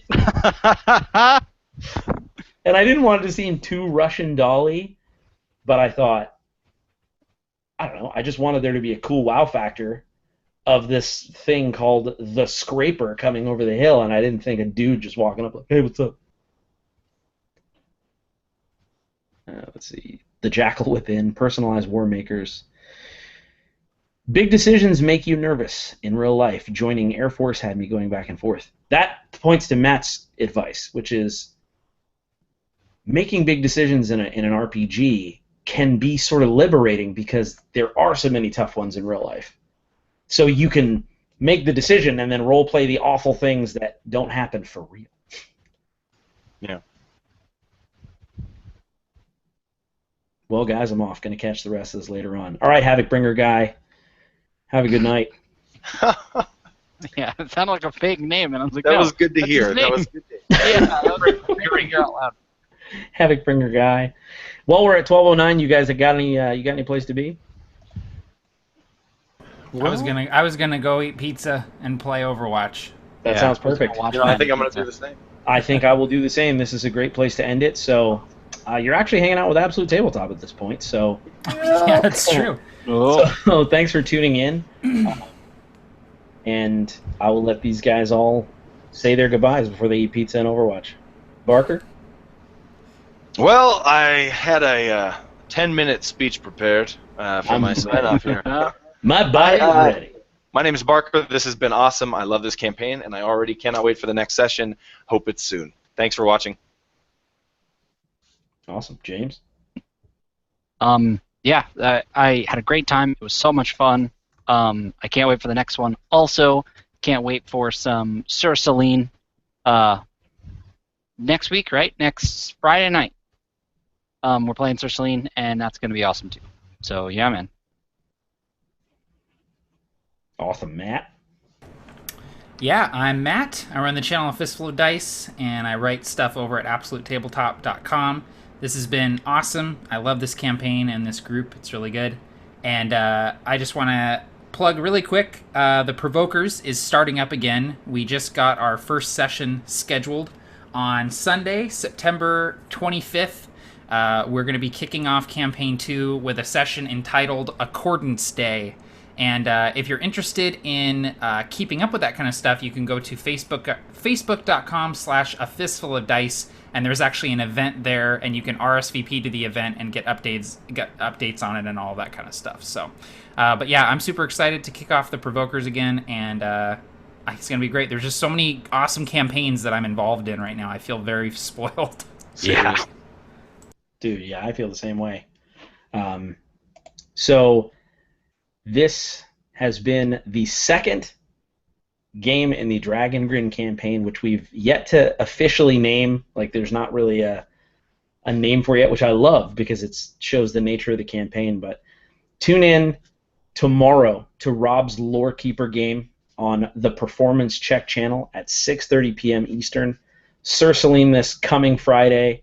And for anyone who's around, the Absolute Tabletop. Oh. Matt got me in the chat. Oh, Matt got me again in the chat. To anyone who's interested in around, Absolute Tabletop on September 4th, at least for a little bit, we're going to be celebrating our 1-year anniversary in a hangout that will probably be much like this right now.